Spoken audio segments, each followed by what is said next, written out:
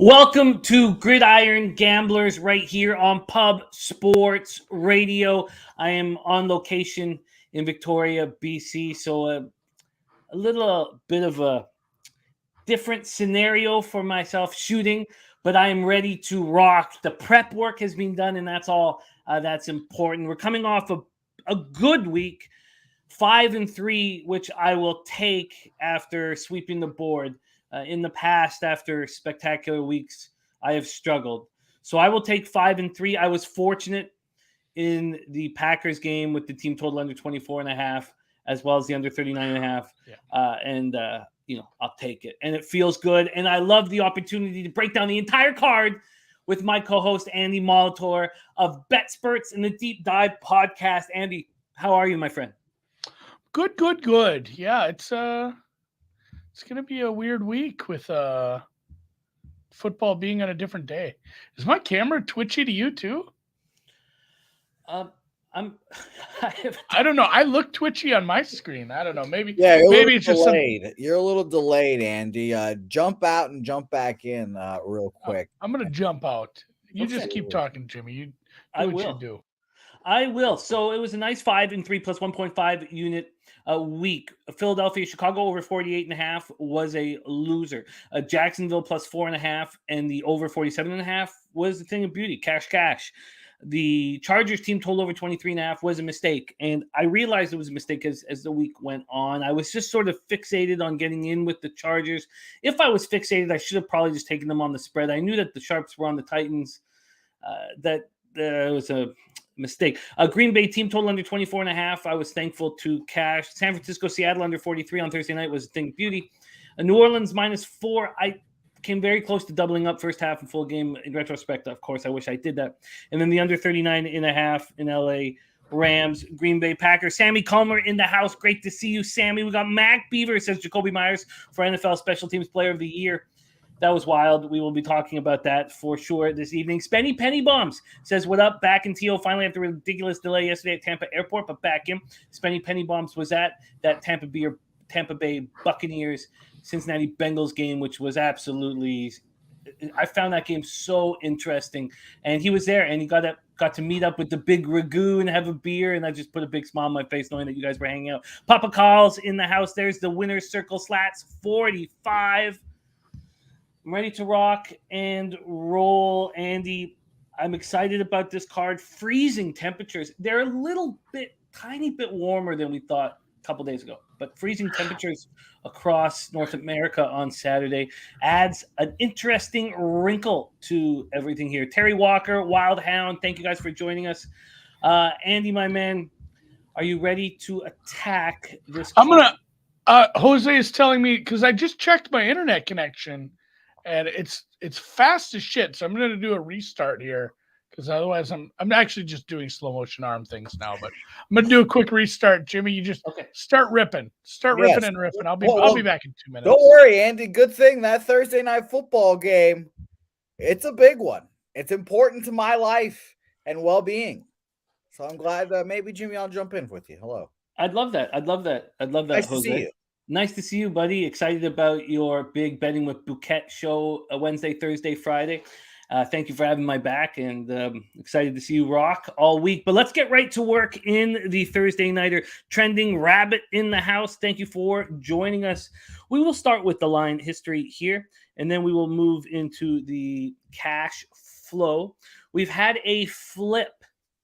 Jose's New York Jets opened as the -1 point favorite. They're now +1 point dogs. Maybe we'll get a better idea. This is at Pinnacle if we work with the money line. And it's not been a big move.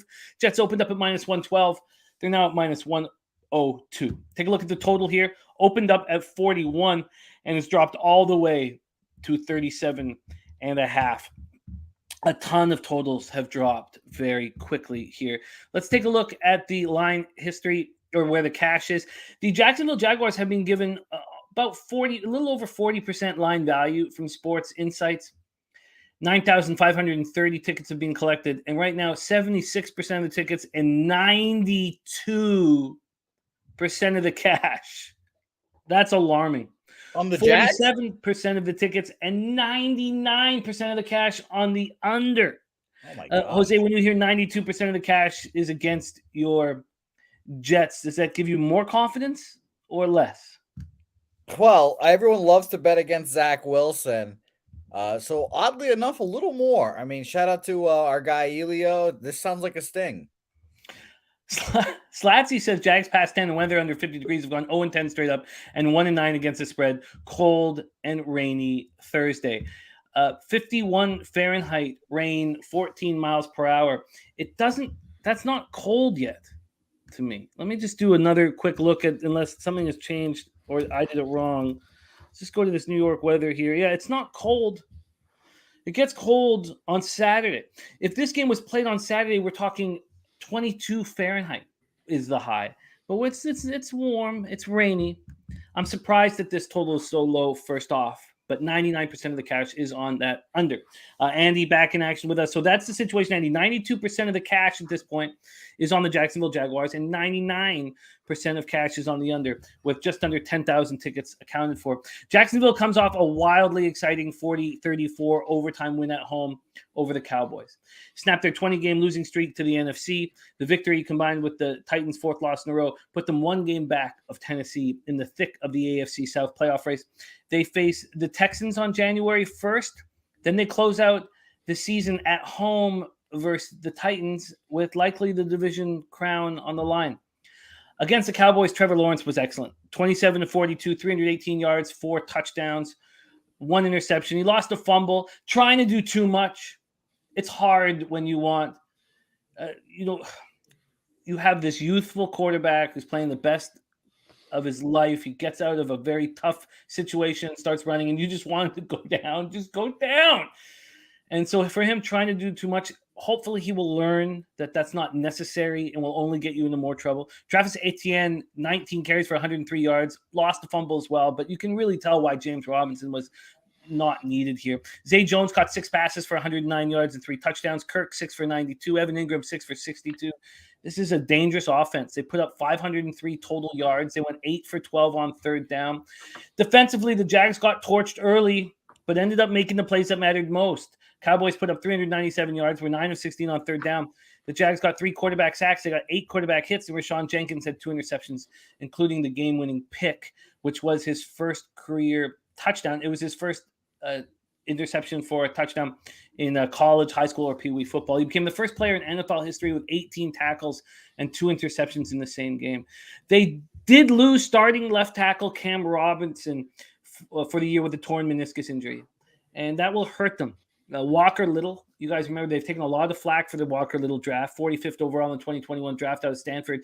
Disappointed us so far. He will take over for Robinson. Robinson is seen as a big leader of that offensive line.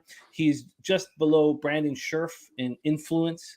And this offensive line, well, let's just look at the stats here. 13th amongst all quarterbacks in pressured dropbacks is Lawrence.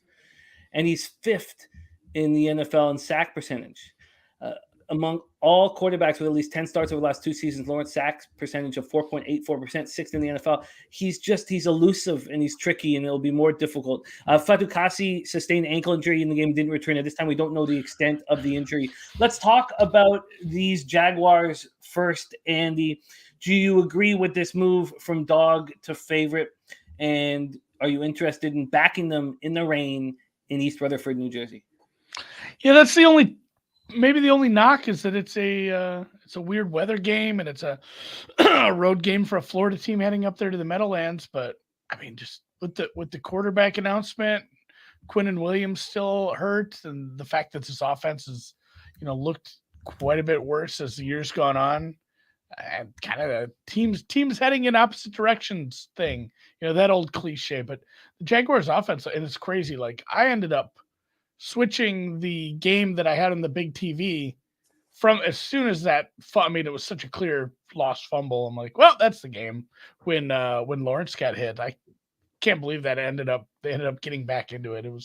It was wild. So Jets defense is great, but beatable if you can attack it both ways. Like you said, we've seen a bit of a run game from the Jaguars. If Trevor Lawrence doesn't make mistakes, they can win on the road. Both teams have a lot to play for.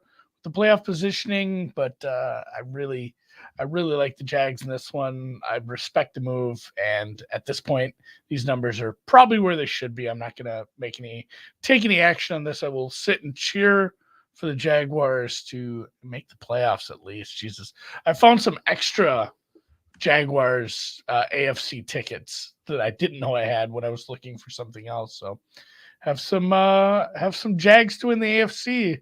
It starts this week, guys. It's too bad they're in the AFC. It's such a difficult conference. If they were in the NFC, I'd be thinking, "Ooh, wow, those are live." I'm not saying they're not live, but it's just such a tough conference. Let's just discuss the Jets a little bit more here, and then I would like to hear what Jose has to say after I'm done this little table set on the Jets. They coming off that disappointing 2017 home loss to the Lions. Zach Wilson, 18 of 35, 317 yards, 2 TDs, and an interception. Mike White has been ruled out again with the rib injury, so Zach Wilson will be under center. Garrett Wilson caught 4 passes for 98 yards. It's crucial. We've seen Garrett Wilson's numbers with Mike White. You want your best receiver happy that you're the quarterback. So that was important. Jeff Smith caught 4 passes for 77 yards. Then he left in the 4th with a knee injury. He's been a non-participant at practice so far this week. CJ Usoma caught 2 passes for 41 yards and 2 touchdowns. The Jets front 7 had difficulty penetrating the Lions offensive line without Quinnen Williams. 0 sacks, 5 quarterback hits. Salah says he feels very optimistic about Thursday in regard to Williams' availability. They were very strong in the red zone. They held the league's 3rd-ranked red zone offense. And I believe if it wasn't for this 0-3, they would still be number 1 ranked red zone offense in Detroit Lions to 0-3. Denzel Mims is in concussion protocol. He will not be available. Brandon Eccles will also be unavailable with the quad injury. Corey Davis missed the Lions game with a concussion, but was a limited participant in practice Monday. So let me ask you this. Why are you not if you didn't have Jaguars futures? Maybe that's if you didn't have Jaguars. That's part of it. Like if you did hey, you have to bet this game, it would probably be the Jags, just because I'm not believing in Zach Wilson getting it done, even against a defense I think isn't great. But no, I do have a bunch of Jaguars exposure. I have some Titans fade bets that I want to get home to. So it's so tough to get behind Zach Wilson, man. This team, I like Salah. Obviously, I love Breece Hall. I love this young defense. Like, they are maybe a quarterback away from, maybe even leapfrogging Miami to being the 2nd best team in this division next year. So I'd love to see them. I don't know what they have for a war chest, but man, if they could trade up and get a quarterback or trade for one, it's a fun team next year for sure. I am thinking about moving on the Jaguars. I'm also interested in what Skydragon's saying about the over being an obvious play here.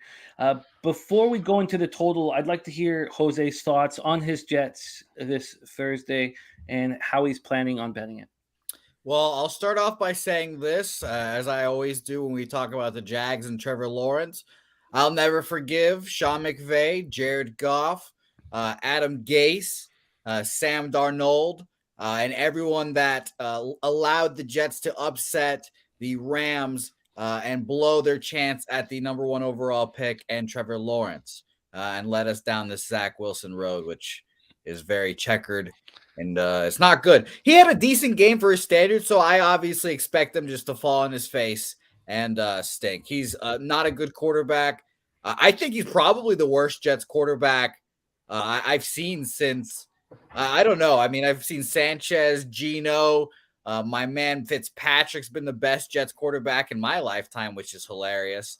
But it's been dark. It's been dark. I am a little surprised that the Jets and Jimmy, I'll say this. I'd like to put Bryce Petty's name in that conversation. I have a tweet that in my tweets, I have a Bryce Petty as a future of the Jets tweet. I'm very proud of it. Shout out to him. And shout out to Christian Hackenberg as well. He might be worse. That's a callback. But I ultimately am shocked that the line was this close. I thought it would be like Jags -3 personally. I don't trust Trevor Lawrence in the cold. Shout out to Tua. I don't trust Trevor in the cold either. Maybe this is a Florida bias thing here, but I kind of expect them to wilt and the defense to kind of just suffocate them. Now, will the offense score? I have no idea. I mean, Zach Wilson's just a roll of the dice every week, and Mike White's not going to play because ribs don't heal that quickly. So I actually expect the Jets to win this game, in particular because this is it. This is the season. If they don't win this game, playoffs are goodbye. My Jets to make the playoffs tickets are gone. And I would really like if those cash, because I thought that was going to be no problem this year. And now here we are. So I think that the Jets can win this game, but ultimately I don't know yet. And maybe when the money comes in a little closer to game time, we'll have a better decision. It's a fun breakdown. I love hearing you talk about the Jets. Can you touch, Andy, on this total at 37.5, dropping all the way down to 37.5? Do you feel like it's now too low? I don't know why everyone's talking about being cold. It's not cold. This is not a cold game. It's not going to be cold. It's going to be 12 Celsius or cold. Cold doesn't stop offense. Wind and heavy rain does. Really, I think it is just that the more effective offense is playing a good defense, and the susceptible defense and the Jaguars is playing Zach. It's decent matchups for both. I think it's probably gone a little too far, but at the same time, I'm not throwing my hat in on an over where I'm depending on Zach Wilson to make some plays against a team that's sort of peaking. But I mean, you saw what the Jaguars gave up on defense last week. We should get some semblance of success from this Jets offense. So we'll see. I mean, we'll see what the weather does. If it ends up rainy, if it ends up a little windy, then maybe we end up with an under. But man, I might be looking at some in-game overs on this if it looks like the weather is just not factor, which kind of feels like the case. 14-mile-per-hour winds right now, and rain, definite rain. Sky Dragon says Detroit scored one offensive TD last week on a 4th and 1, and they won the game. Hilarious stuff. I can feel the seething anger from Sky Dragon's comments, and I love it. I love how much we care about this stuff. So at this point, I'm hesitant to move. The Jets defense was, that Lions offense is dangerous, and the Jets handled it pretty well without Quinnen Williams, and I expect Quinnen Williams to be back. Sammy Comer says Jags coaching advantage. Really? By how? I mean, maybe offensively. I don't know if that's I don't think Salah's a bad coach. I think no. I think he's inexperienced and he's made some mistakes, but I'd like him overall as a coach. So yeah, no wagers on this. I'll have wagers waiting for Sunday, I think. I think Salah needs me on his staff just to tell him when to use his fucking timeouts. Yeah, that was a little rough. There's been some clock management problems. There has been. You see that all the time with newer coaches, though. Well, I guess I have more to think about now with Sky Dragon's confidence in the Detroit Lions. Birdie saying, I bet the Jags. I worry about the over. Jets held Lions offense down without Williams. I played this because to me this line is 2.5 points wrong. I get the overlook, but not for me from Birdie.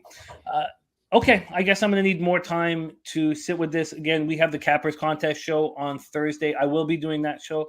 I will be doing all NFL shows while I'm out west for the holidays. All right, that's the Thursday nighter. No official action for either Andy or I, but good God, am I interested in getting involved in that football game, and I can't wait to watch it. Let's move on to Saturday, December 24th, Christmas Eve action, and we start with the Buffalo Bills, 11-3, 5-2 on the road. Chicago Bears, 3-11, 2-5 at home. We're at Soldier Field in Chicago, Illinois, and get ready for the cold. It is going to be so cold. They talked about how cold it was, or at least Jalen Hurts was talking about how cold it was when it was 22 Fahrenheit. Now it's going to be 9 Fahrenheit, and the wind's 21 miles per hour, and this total has completely dropped to the floor. Let's take a look at the line history, and then we'll go into the cash flow here. But line history for this one, we have the Bills opening up as 8.5-point favorites. That's where they are now. There's been a 3-cent move towards them. From a total side of things, it opened up at 43 and has dropped to 40. I guess we can't talk about the floor being dropped until we talk about the Browns game. So maybe I was a little overly dramatic on this one. No, but it's kind of a theme this week. A lot of cold games, a lot of low totals. There's no totals even coming close to 50, and there's quite a few that are, 42 or lower. It's turned into 1986 again here with some of these totals, and yeah, it's cold as balls here. So I mean, I understand what it's like. Hurts. I don't know if anybody who played football, even in high school, getting hit hurts because that's what it's supposed to. But getting hit when it's cold hurts different, man. It hurts so much different. So this is I'm just spoiler alert. I'm with Sky Dragon here. I don't think these teams are going to be affected by the cold. Like this total has gone a bit too far for a Bills game for me. Exactly. And Sky Dragon hits on the only point I was ever going to make is the Chicago defense is just horrid. I mean, the current rostering of this defense right now is bottom 5, and the Bills have an elite offense that can get it done a multitude of ways. They have everything to play for still. They want to lock up that 1 seed. This could get ugly. Like I feel like what we expected from the Eagles, you might get from the Bills here. 52% of the tickets and 66% of the cash is on the Chicago Bears. Only 6,000 tickets in. That's enough to give me some pause. 60% of the tickets and 87% of the cash is on the under. I find it very interesting, that you guys are interested in the under. Certainly that came to fruition in Buffalo this past week. Bills come in off their 5th straight win, a wild 32-29 home victory over the Dolphins. Allen was 25 of 40 for 304 yards, 4 touchdowns. He also ran 10 times for 77 yards, did lose a fumble. He's now tied Dan Marino for the most TD passes through the first 5 seasons of a career at 171. Dawson Knox caught 4 passes for 98 yards and a touchdown. Stephon Diggs caught 5 for 60. Devin Singletary ran 13 times for 42 yards and caught 3 passes for 28 yards. They went for 446 total yards, 8 for 14 on 3rd down, 4 or 5 in the red zone. But defensively, they got gashed on the ground for 188 yards on 25 carries by a pedestrian Dolphins running game. They did hold the Dolphins to 5 of 14 on 3rd down. They were unable to get enough pressure on Tua. 2 sacks, 4 quarterback hits, and then Mitch Morse is in concussion protocol. So he left in the second half. He is their center. What did the defense not getting pressure in this game, because they handled the first game without Von Miller, with aplomb. They got Rousseau back. They got AJ Epinesa. And I was like, I love those guys. I love seeing the line. Did their defense concern you against the Dolphins, Andy, the way they got gashed on the ground and the way they couldn't get pressure on Tua? A little bit, and I think that's another reason I like this over. Montgomery looks good. You have one of the most, just dynamic quarterbacks. I know Lamar and Jalen Hurts exist, but Fields is getting right up there with those guys. Like as far as when he decides to take off, that's been a lot of fun. I don't know, like this is kind of a fun team with a horrible defense, which I wish they played in a dome. These totals for Bears games would be 50 because, man, they're not stopping anything right now. Didn't even feel like the Eagles really put together a strong effort, and they had 25. So I like this. I like this Bills team to, if they can't get a pass rush, you're not pressuring this quarterback, and you're going to let him run like Miami ran, the Bears are going to get theirs. I got too cute with it last week. Maybe I'm doing this again, but I like the Bears +9 as well, even against one of my favorite teams. And my God, I need Josh Allen to win MVP, baby. Like I was able to get some Mahomes at a plus number before the Hurts news went wild, but so I'm kind of Mahomes neutral. It would kind of put me even in the MVP markets, but man, if Josh Allen could not only win this game and put up a big stat line against a bad defense, but then next week put Burrow in his place, I think we have a new MVP favorite come week 18. So I'll be cheering hard for the Buffalo Bills offense, but if they're not going to get a pass rush, it's not going to be a masterclass win by this defense for sure. Your over or we'll see here as soon as we finish this one, if you move on it, is becoming more. I'm moving. You're moving on it? Taking Okay, it, well, yeah. I'd like just to talk about the Bears quickly, line shop for you, and then decide if I'm going to join you. The Bears coming off their fourth straight loss, a tough 25-20 home set back to the Eagles. Fields 14-21 for 152 yards, 2 touchdowns, no picks. And like Andy was alluding to, he ran 15 times for 95 yards and looked phenomenal. So he has exactly 1,000 yards on the season now. Wow.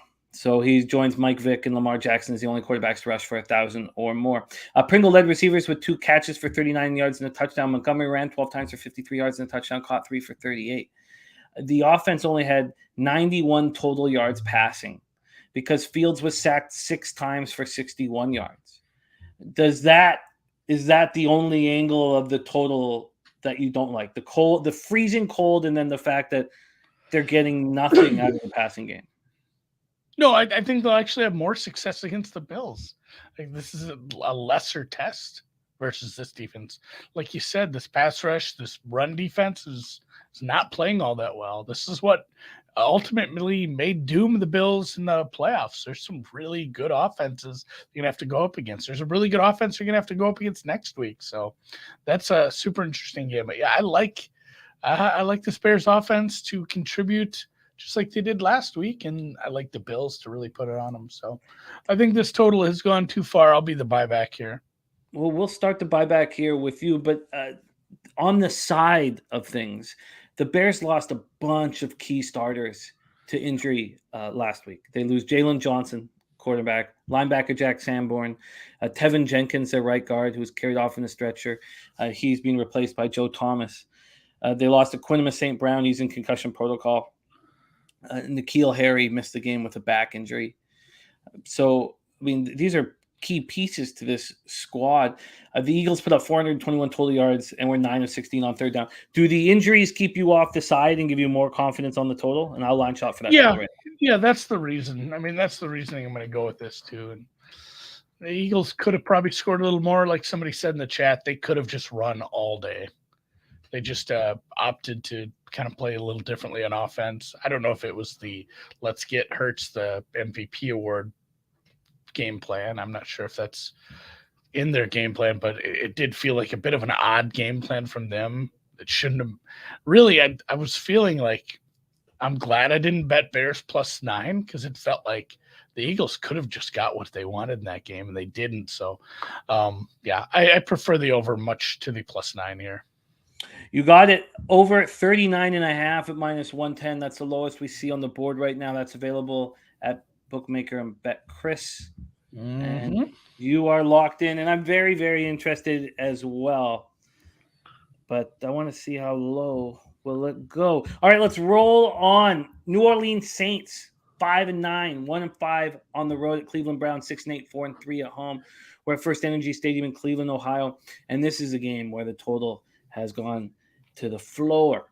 12 Fahrenheit, snow showers, and 28-mile-per-hour winds. 28-mile-per-hour winds. Unbelievable. And the books know that. They've dropped this total from an opener of 36 at Pinnacle, 39 at other books. They've dropped it all the way down to 32. Slightly juiced to the over, 32. Browns open up -3 at -105. They're now -3 at +104, which means I imagine there are 2.5s all over the board. Let me just confirm that there are 2.5s all over the board now in this one. And no, there are a couple. The 5 dimes, you have to pay for it. The -2.5 for the Browns is -115. 5 dimes -120 at Bet365. So let's take a look at the cash flow for this one. 7,300 tickets in, 36% of the tickets and 52% of the cash on the Saints. Market moving towards them. That all makes sense. 66% of the tickets and 94% of the cash on the under. Birdie says, I don't think this game will be close. Browns romp here. Saints coming off a 21-18 victory at home over the Falcons. Andy Dalton, 11 of 17 for 151 yards, 2 touchdowns, 0 interceptions. Taysom Hill could be the X factor in this football game. 2 for 2 at quarterback for 80 yards and touchdown. He also ran 7 times for 30 yards. If you can't throw the ball, why would Andy Dalton be under center? Raheed Shaheed finished with 3 receptions for 95 yards and 1 touchdown. Juwan Johnson caught 4 for 67. Kamara finally had a game, 21 carries for 91 yards, caught 2 for 13. They finished with 348 yards, 5-11 on third down. The defense put pressure on Desmond Ridder, who was making his debut, sacked him 4 times, hit him 5 times. They held the Falcons in check in the first half, building that 14-3 lead. But Ridder looked better in the second half. The Falcons finished with 320 yards, went 9 of 16 on third down, and Lattimore's missed 9 straight games with his abdomen injury. Do you think that the angle for the people who are believing that the Saints are alive here is that Taysom Hill will get a bulk of snaps at quarterback, Andy? I mean, some of it, but at the same time, excuse me, I'm still I think wearing masks for 2 years, not to get into that whole argument, but like everybody's sick all winter long now. Man, I've had a cough for like a month, Jimmy. It's the worst. But basically I'm at a spot here where the rushing EPA per play allowed for the Browns is now at a league worst. And we just saw Kamara kind of get it going. I know we've said like, oh, it's going to be windy and the total is 32. The total, I'm fine with the total being 32. This was the only thing I played right off the bat because not only was it hanging a cheap +3, it was +3 +105. I grabbed the Saints here. I have not seen anything from Deshaun Watson. A couple flashes of, hey, he's a capable quarterback, but he looks rusty. This team doesn't look engaged at times. That was a really bad game that honestly they probably lose that game if we see much of anything from the other side of that. This is a decent Saints team. I know everybody in the NFC South is horrible and the records appear so, but this is a decent offensive matchup if they get Kamara going. Like you said, I don't think Taysom Hill's like the key that unlocks the chest here, but he's certainly, I've said this for a couple years. I love Taysom Hill out in space. He's a dangerous player with the ball. God damn it. I almost just said he's like a Debo, but he kind of is. He's a big body.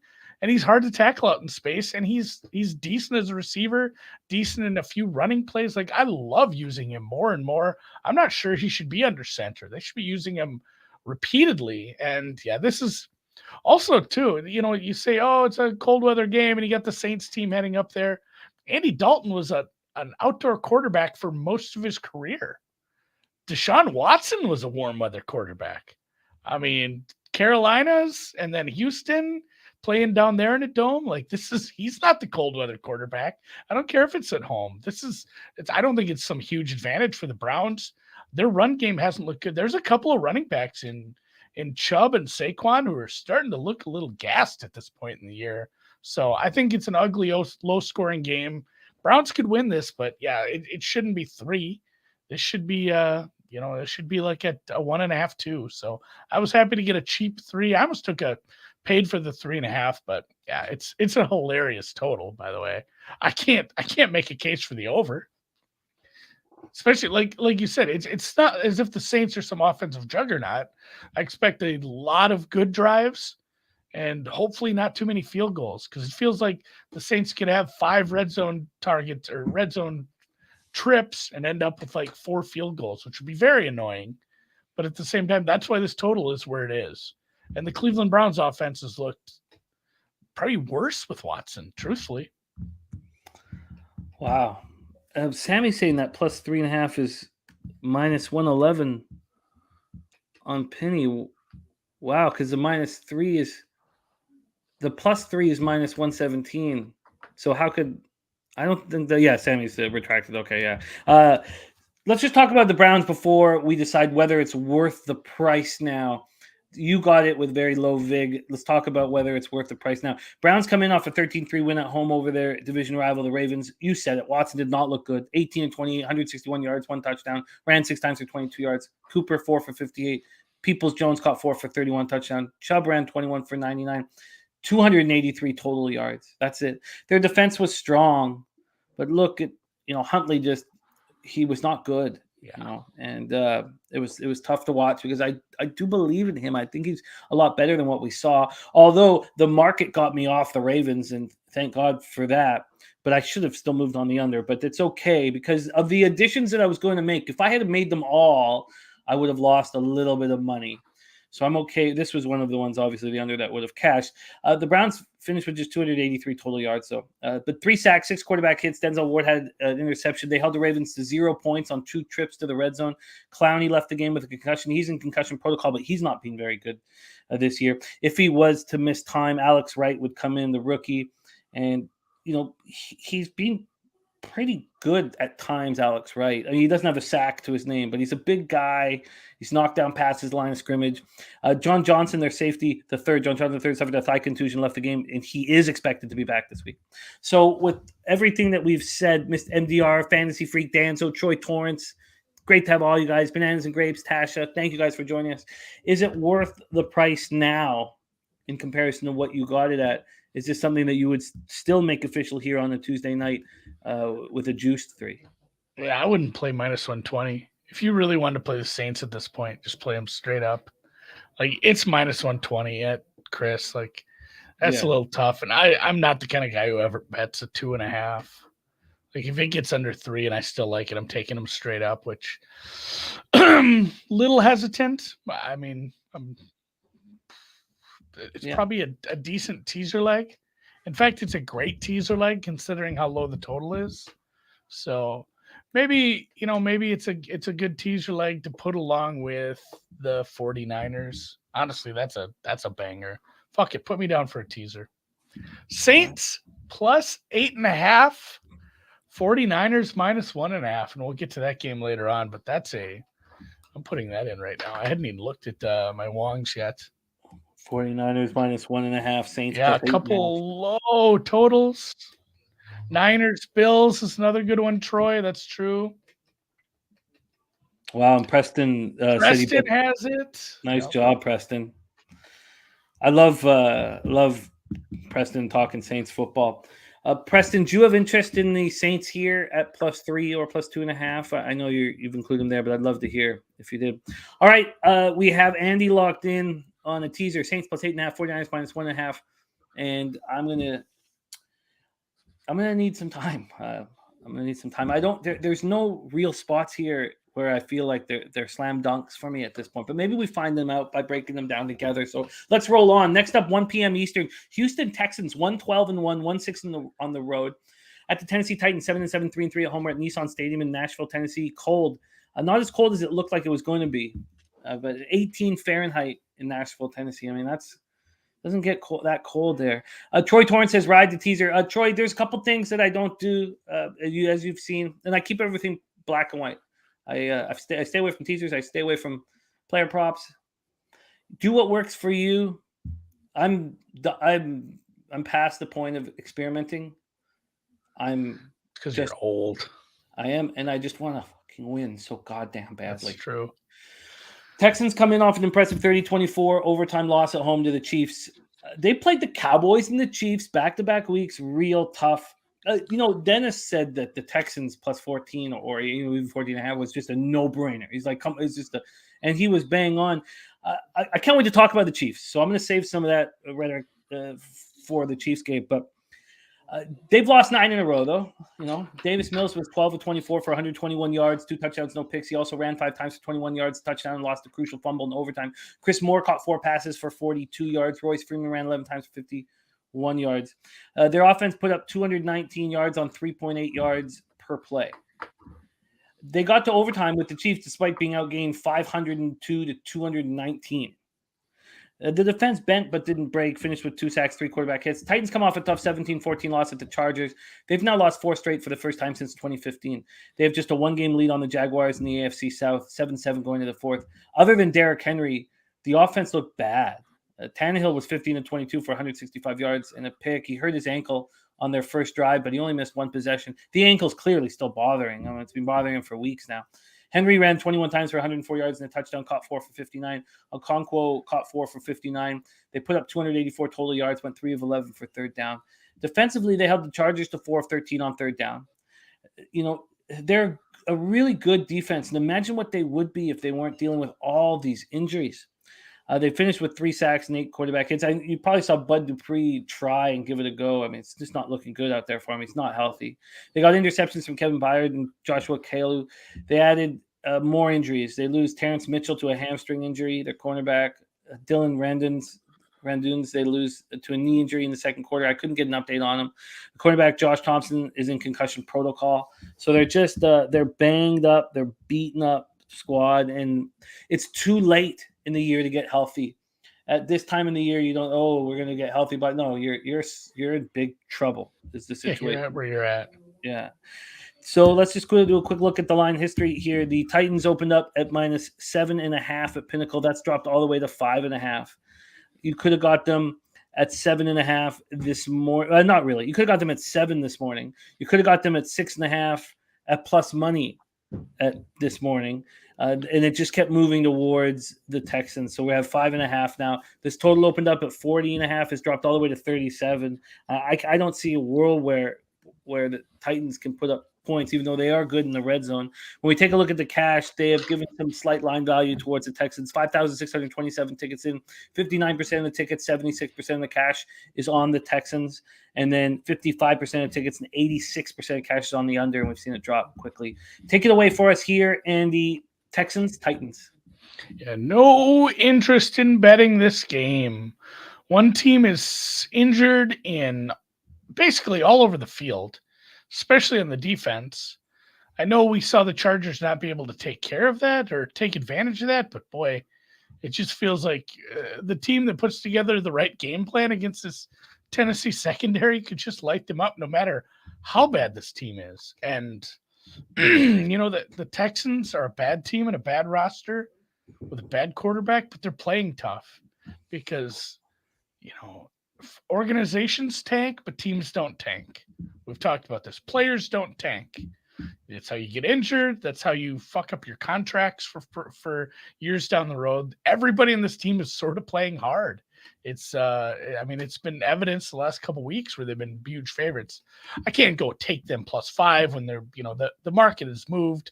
The market's spoken. That move makes sense against a Tennessee team that's become really one-dimensional on offense and really, really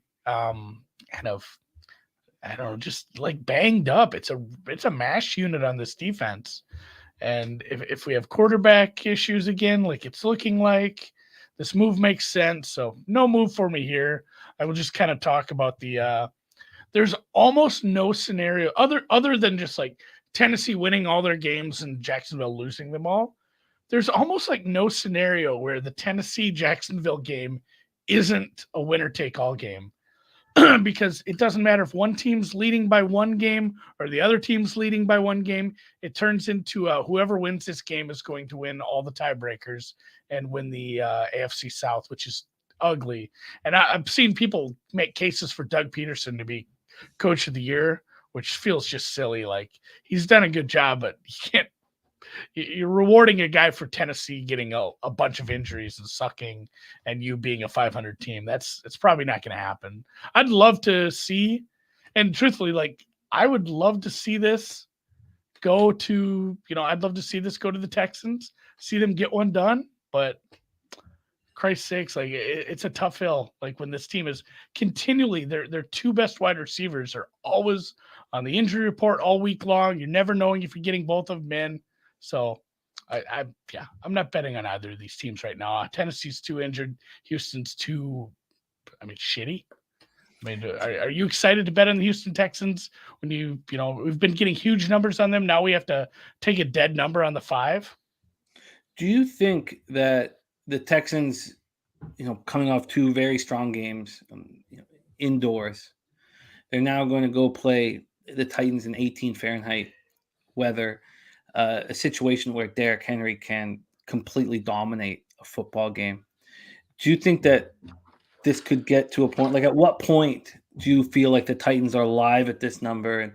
And at what point do you think that what happened the last couple of weeks against the Texans isn't a legitimate example of where they are as a football team? If this keeps moving and we get some good news, I'd bet Tennessee at 4. But it's just kind of in a dead zone where I don't see value on either team right now. Troy Torrance says it is a good spot for Derrick Henry. I know he kind of hit a wall last year. Obviously, we had the injury. He's past the spot last year where he got injured. He's really starting to get up there in career touches. I worry about him. As I mentioned, we've seen a couple other running backs start to hit a bit of a wall, especially Saquon. It's just, I know he had a nice game. He really kind of carried them in the fourth quarter when they needed him. But some of these guys that start hitting that 300 touch mark, it's like, boy, it's a grind for these running backs. Yeah, if it keeps going, I will have Tennessee if it's a 4. Sky Dragon got in on Tennessee -5. O+ saying Titans are due for a good game. This is the spot. Maintain the lead in the division. After capping this together, I'm starting to think that this is a good spot for the Titans. I need to do a double check on their health because it's horrible. See if anybody can come back, because Dupree came back. It didn't look good with Dupree coming back last week. So I'm gonna. No, he didn't look like it looked like it was too early. Yeah, it was a mistake. But in saying that, Texans had 2 very good games against teams that were overlooking them inside. And maybe that's where I don't mind this Tennessee bet. Again, if we can get down to 4, it's not a team that's going to overlook some, like Dallas. Hey, it's a non-conference opponent. It's a team you don't play that often. There's no rivalry because they're both from Texas. It was a complete overlooked spot for them. I mean, we've had it a couple weeks in a row, whereas Tennessee is a divisional opponent who's played this team 2 times a year for many, many years now. So it doesn't feel like you'll have that overlook component. Plus, I mean, they are drowning right now. They are watching this division slip away. A division, I mean, mid-season, it looked like, well, all the other teams stink and you're just good enough. So, yeah, if they know what's good for them, they put together a good run scheme. Derrick Henry just kind of trucks. They stay effective in the red zone, and they win this game by like 10. So, pretty adamant that I'm going to watch this market and either enter on Tennessee if it keeps going Texans way. Which, if you take Texans +7, good. That was a fine move. That was probably a bit too much. Yeah, no, I agree with that. And if you got in at the 7.5, 7, yeah, I agree. But this game means a ton to the Titans. I think you nailed it with the Dallas situation and Kansas City situation indoors. This is now very, very much on my radar for the Titans. Brady says no rush here. Money won't stop till 4. This is the opposite of what the Dolphins did in a 3-week period. They looked atrocious. Back-to-back spots. They looked so bad against the Niners. And then they looked so bad against the Chargers. And then they again look like an elite football team against the Bills. The opposite could be here. You get the Dolphins in a divisional matchup and they step up. And so very, very, very interesting. Very, very interesting. Titans are heavily on my radar now. I will not be betting them tonight, though. And not sure. Now, I might have to settle for a 4.5, but I just don't see it coming back the other way right now. So like Bertie said, you can just kind of wait on this. You don't need to bet it. You don't need to bet everything on a Tuesday. Yeah, there's plenty of markets that are worth monitoring and making some action later here in the week. Fun, and then getting a better idea on the health of the Titans defense. Yeah, I do love a good Wednesday afternoon injury report on especially a team that's in their situation. That's fun. Okay, that was a much funner game than I had imagined. Let's move on. 1 p.m. Eastern, Seattle Seahawks 7-7, 4-3 on the road. The Kansas City Chiefs 11-3, 5-1 at home. We're at Arrowhead Stadium, Kansas City, Missouri. 9 Fahrenheit, mostly sunny, 9 miles per hour. The weather's changing there too. A lot of changing in the weather over 24, 48 hours, but still very, very cold. Let's take a look at the line history here in Seattle, Kansas City. I'm excited about this game. How bad are the Seahawks? That's the question that everyone needs to ask themselves. The markets moved towards the Seahawks. It was +10 at -106 at Pinnacle. That +10 is now -121, so it's a 9.5. From a totals per situation, we have the opening at 49 and it's dropped to 48. that just seems a little high, but the Chiefs are a real tricky cap. How many times have you watched the Chiefs put up 450 to 520 yards and you look at the scoreboard and they're at 21 points or 24 points or it's fascinating watching this team go. Let's take a look at where the cash lies here. They have just 4,917 tickets in. And even though the market is moving towards the Seahawks, 60% of the tickets are on the Seahawks, but just 27% of the cash. So big bets are coming in on Kansas City here. 45% of tickets and 93% of the cash is on that under. Wow, interesting. Yeah. I didn't expect that. Seahawks are on extra rest and prep after an ugly 21-13 loss at home to the 49ers on Thursday night. They've now lost 4 of 5, just 277 total yards, 4 of 13 on third down. They made one appearance in the red zone late in the fourth. Smith Gino was 31 of 44 for 238 yards, 1 touchdown. Lockett caught 7 for 68. Metcalf caught 7 for 55. Kenneth Walker Jr. returned from injury, ran 12 times for 47, caught 4 for 32 and a touchdown. The defense was unable to put pressure on Brock Purdy in his first ever road game. Finished with 1 sack and 3 quarterback hits. Seattle was without starting defensive tackle, Al Woods. We talked all about that all week. He didn't come back, Achilles tendon injury. Then they lost his backup in the first quarter. It was a wild game because at that point when Brian Moen left the backup to Al Woods, you should have just knew exactly what was going to happen here. But I still went 6.5 on the Seahawks. That was the loser. Plus 9.5, which was a fortunate catcher, and then plus 17. I did that wrong looking back at it. Jordan Brooks also is dealing with a neck injury. You can't get new information on it, but didn't play in the fourth quarter. Noli No says, bet a lot of unders this week. I know you did, Noli. I know you did, my man. It's great to have you here. Noli coming off another winning week on NFL Pop-Up. He's 5 for 5 in the black on NFL Pop-Up. Chiefs coming off barely defeating the Texans in Houston 30-24 in overtime. And in my head, I have them as the third best team in the AFC. I don't believe that they're as good as the Bengals and the Bills. And I might be wrong because I look 502 total yards against a team that had 219 total yards and they won in overtime because of a fumble after not succeeding on their first drive. It's just they set a franchise record with their 19th straight game with at least 300 yards, ninth straight game with at least 400 yards. I mean, what an offense! But I look at these stats. It's hard to figure them out. Mahomes was spectacular: 36 of 41 for 336 yards, 2 touchdowns, and an interception, and they needed luck to win in overtime against the Texans. 35 touchdown passes this season, 5th player in NFL history at 35 or more in 4 or more seasons. Brady, Rodgers, Breeze, and Manning. Kelsey caught 10 for 105. Juju Smith-Schuster caught 10 for 88, but he lost a fumble. Pacheco ran 15 times for 86 yards, and he lost a fumble. Jerick McKinnon looks really good. 10 carries for 52 yards, a touchdown, caught 8 for 70, and then the winning touchdown. The defense allowed the Texans to go 3 of 4 in the red zone. Came very close to losing this one outright. Finished with 1 sack and 5 quarterback hits. Take it away, Andy. I find this game fascinating. Seahawks 10 or 9.5. You have a move? Yeah, I've lost some money on the Seahawks over the last, I don't know, since about Germany, I think. But the number is a little too big. I'm with you that Kansas City is not as good as Cincinnati, nor the Buffalo Bills. They're probably the third best team. That gap is not huge, but at the same time, they have the best player in the league. And he can get you out of a lot of sticky situations. We've seen it all year. And it's funny how we don't even react properly anymore, I don't think. We're just so used to him doing amazing things like that. Is the dunk touchdown that he ran in, the sideways pass. I mean, the one early game of the season where he had the little floater over the top into the end zone. Just stuff other people can't do.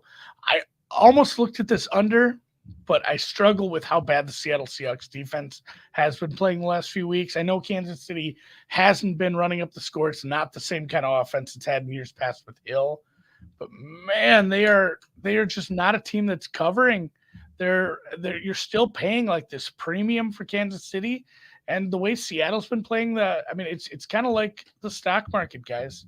Like, how do you don't beat the NFL?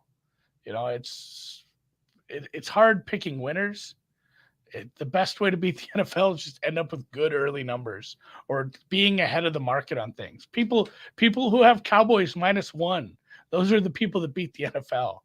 And it's the same kind of thing here. If you're buying low on a team, it's definitely a spot to buy low on Seattle.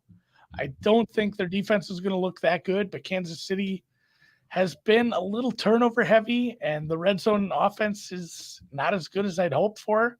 I worry about this team against but there's like 3 or 4 teams that I think absolutely could take out Kansas City, even on the road in the AFC playoffs. So not a team I like laying 10 even at home. This is not one of my favorite ones, but boy, 10 is too many. So I did take some Seattle here. Did you want to make Seattle official here? Yeah. I mean, if it's still a 10, I bet this. All right, let's find out. Yes. Oh, so that's the thing. If you can find a 10, Chris is down to 9.5.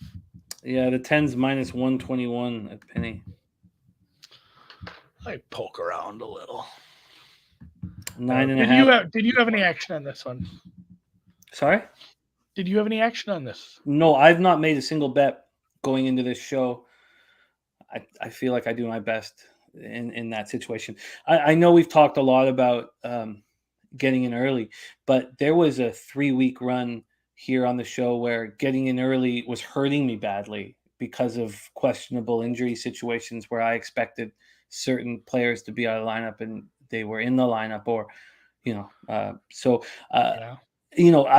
I had a capper whom I respect talk to me about my mistake was getting in too early. So there's so many moving parts to succeeding in NFL, and Oh no, you're for sure right. Like there's games where you don't want to get in early with the injuries. It's getting in early if you're sure the market's moving that direction is kind of what I was alluding to there. If like if you had the Hurts injury news before the market did, that's the kind of stuff that's going to keep you afloat.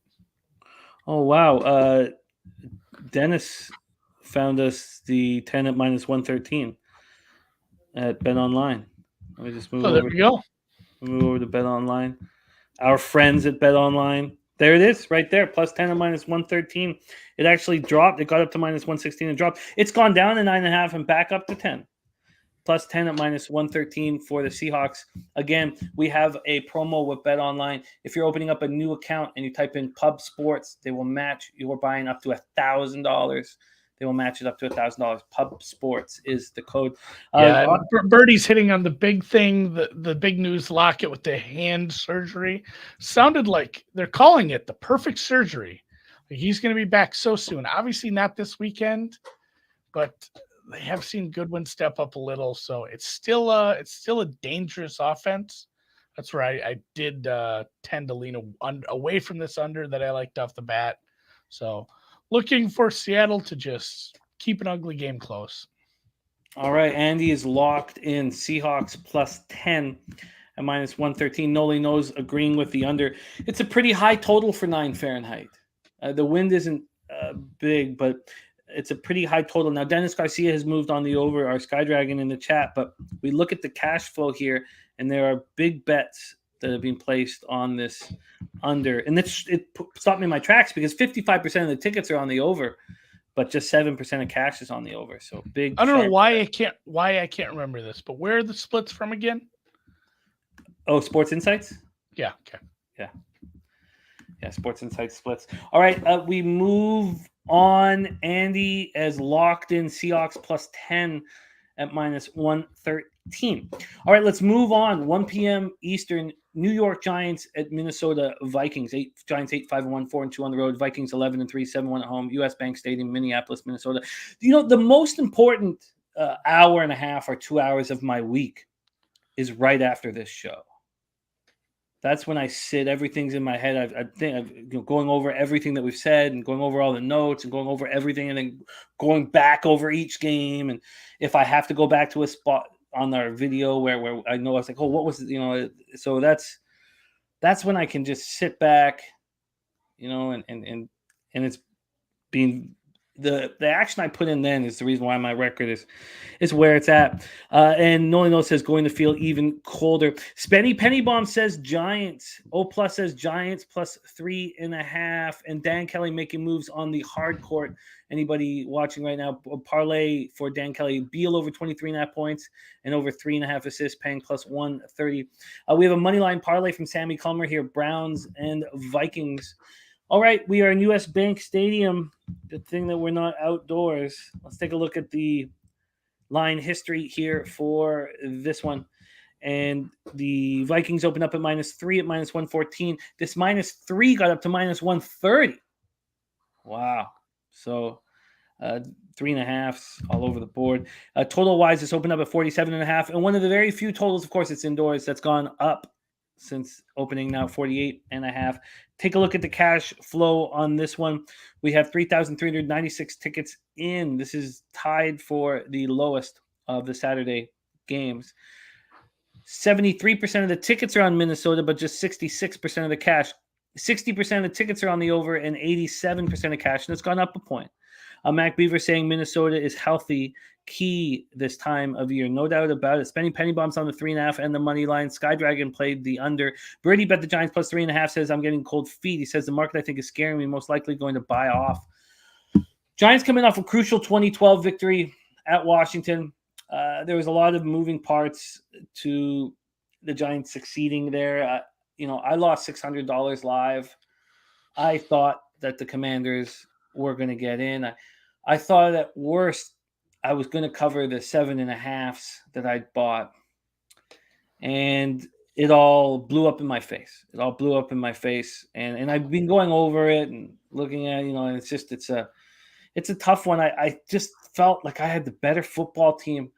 But that's not always what it takes. And Jones had come in 0-9 in primetime games. He was 21-32 for 160 yards. The offense did not look good. 2 of 10 on third down, finished with just 288 yards. Saquon bounced back from some tough games, but he didn't look good until a very, very important fourth quarter drive. And I couldn't understand for the life of me how fucking Dreamboat Ron was not filling the box on that drive. It drove me insane.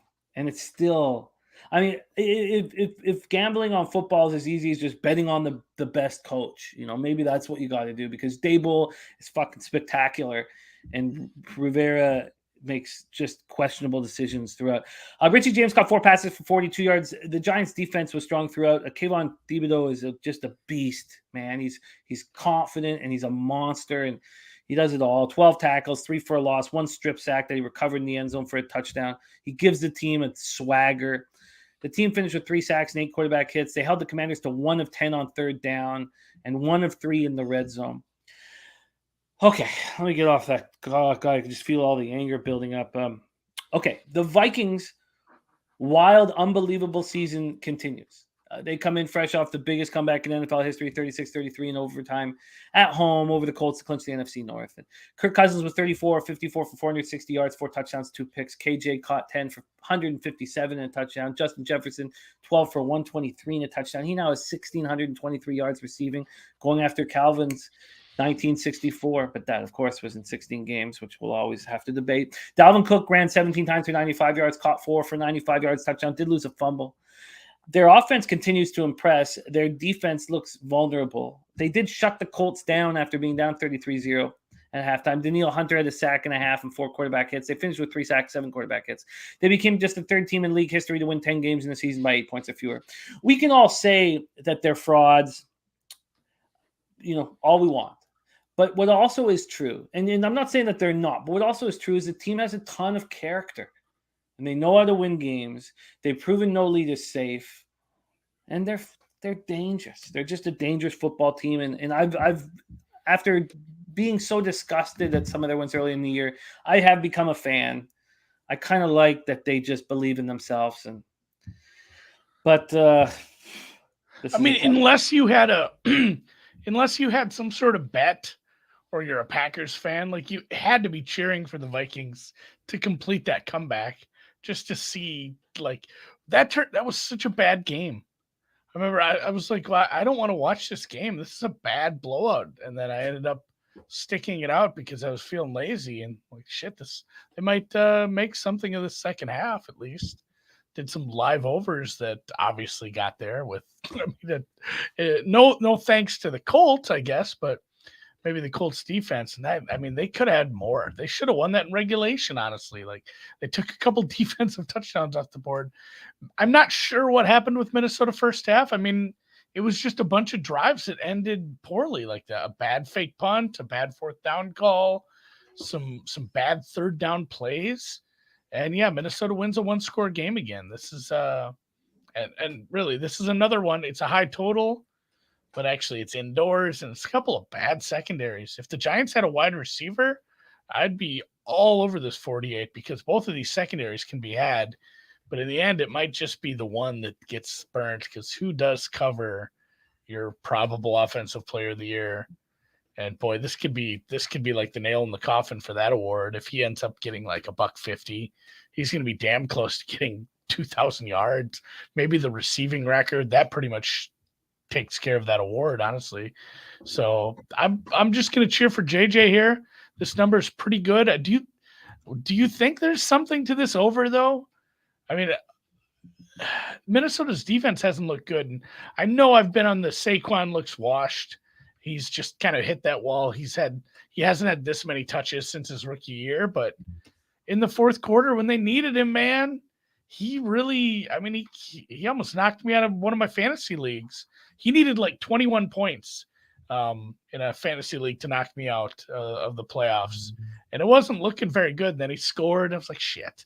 And then, man, that last drive, it was knocking off 10 yards of carry against a team who knew they were going to hand him the ball and still couldn't stop him. So this Minnesota defense isn't stopping a whole lot of people right now. We've seen it last week in the first half from Grandpa Ryan. We saw it against the Lions. I mean, what's keeping you off this over? Does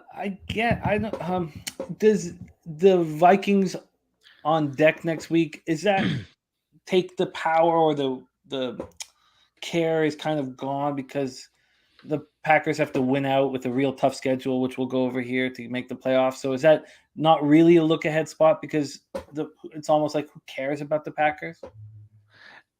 I mean, Minnesota's still fighting for that 2 seed. That could be the difference between another home playoff game. San Francisco's right on their heels, and basically any scenario, I looked at this too. Most of the scenarios where Minnesota and San Francisco end up with the same record would give San Francisco a better conference record, and Minnesota would be the 3 seed. So they do need to keep the Niners at arm's length, and the Niners are a touchdown favorite this week. So it's I think every game's pretty important for Minnesota at this point. And I mean, the coach even talked about that. We're about, and Christ, if Hurts is out for a couple of weeks, anything can happen. This they're probably looking at that injury news and thinking, I think the Eagles may have to lose out because they have the head-to-head tiebreaker, but anything's possible in this league. And that crazy win last week kept him in it, kept him in the 2 seed for sure. Not that I think it'd be the best matchup if they end up playing. There's a decent chance they're the 2 seed and they're playing the damn Lions again, who turned out to be a bad matchup for them, which would be funny. So I like Minnesota. I like the over. Maybe Minnesota in some money line parlays if that's your bag. Gonna watch this market. If we see some Giants money enter the market and there's a 3, I'm probably gonna have to buy into Minnesota, even though I'm still on the horseshoe lucky bullshit wagon. It's still a very good offense that has. I mean, even Adam Thielen barely got involved until the end of the game, and it's just like, oh, we have another wide receiver that's probably a wide receiver 2 on most teams, just kind of hiding here. Like he's great. Hawkinson wasn't all that good, but Cook housed that throw, that short one. That was a wild play. It's a bunch of dynamic playmakers, and they're facing a defensive secondary that they can beat. So Minnesota team total over is probably going to be about 26.5, 27 indoors.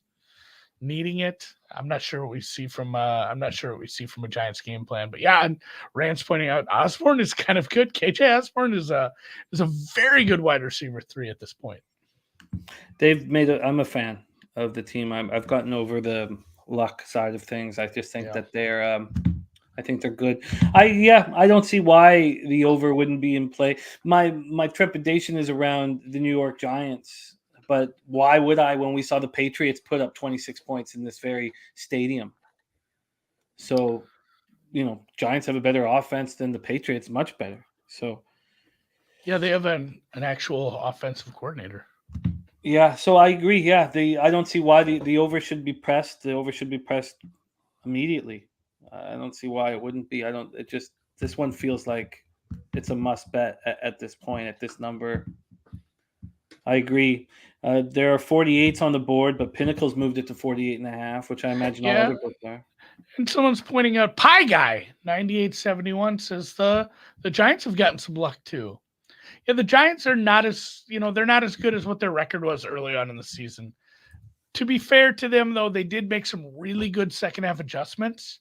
It's a chess game, and these teams, you see, they're practicing their plays. I mean, they have coaching staffs, massive coaching staffs, analytics crews, film guys, people watching all this stuff every week, so they can say, hey, these Giants have these tendencies in the second half, and it starts to get neutralized a little. So it's it's a constant chess match, and I think some of the things we saw early on from the Giants are starting to get factored in by other teams when they're putting game plans together, because it's still a rookie head coach, it's still a younger staff.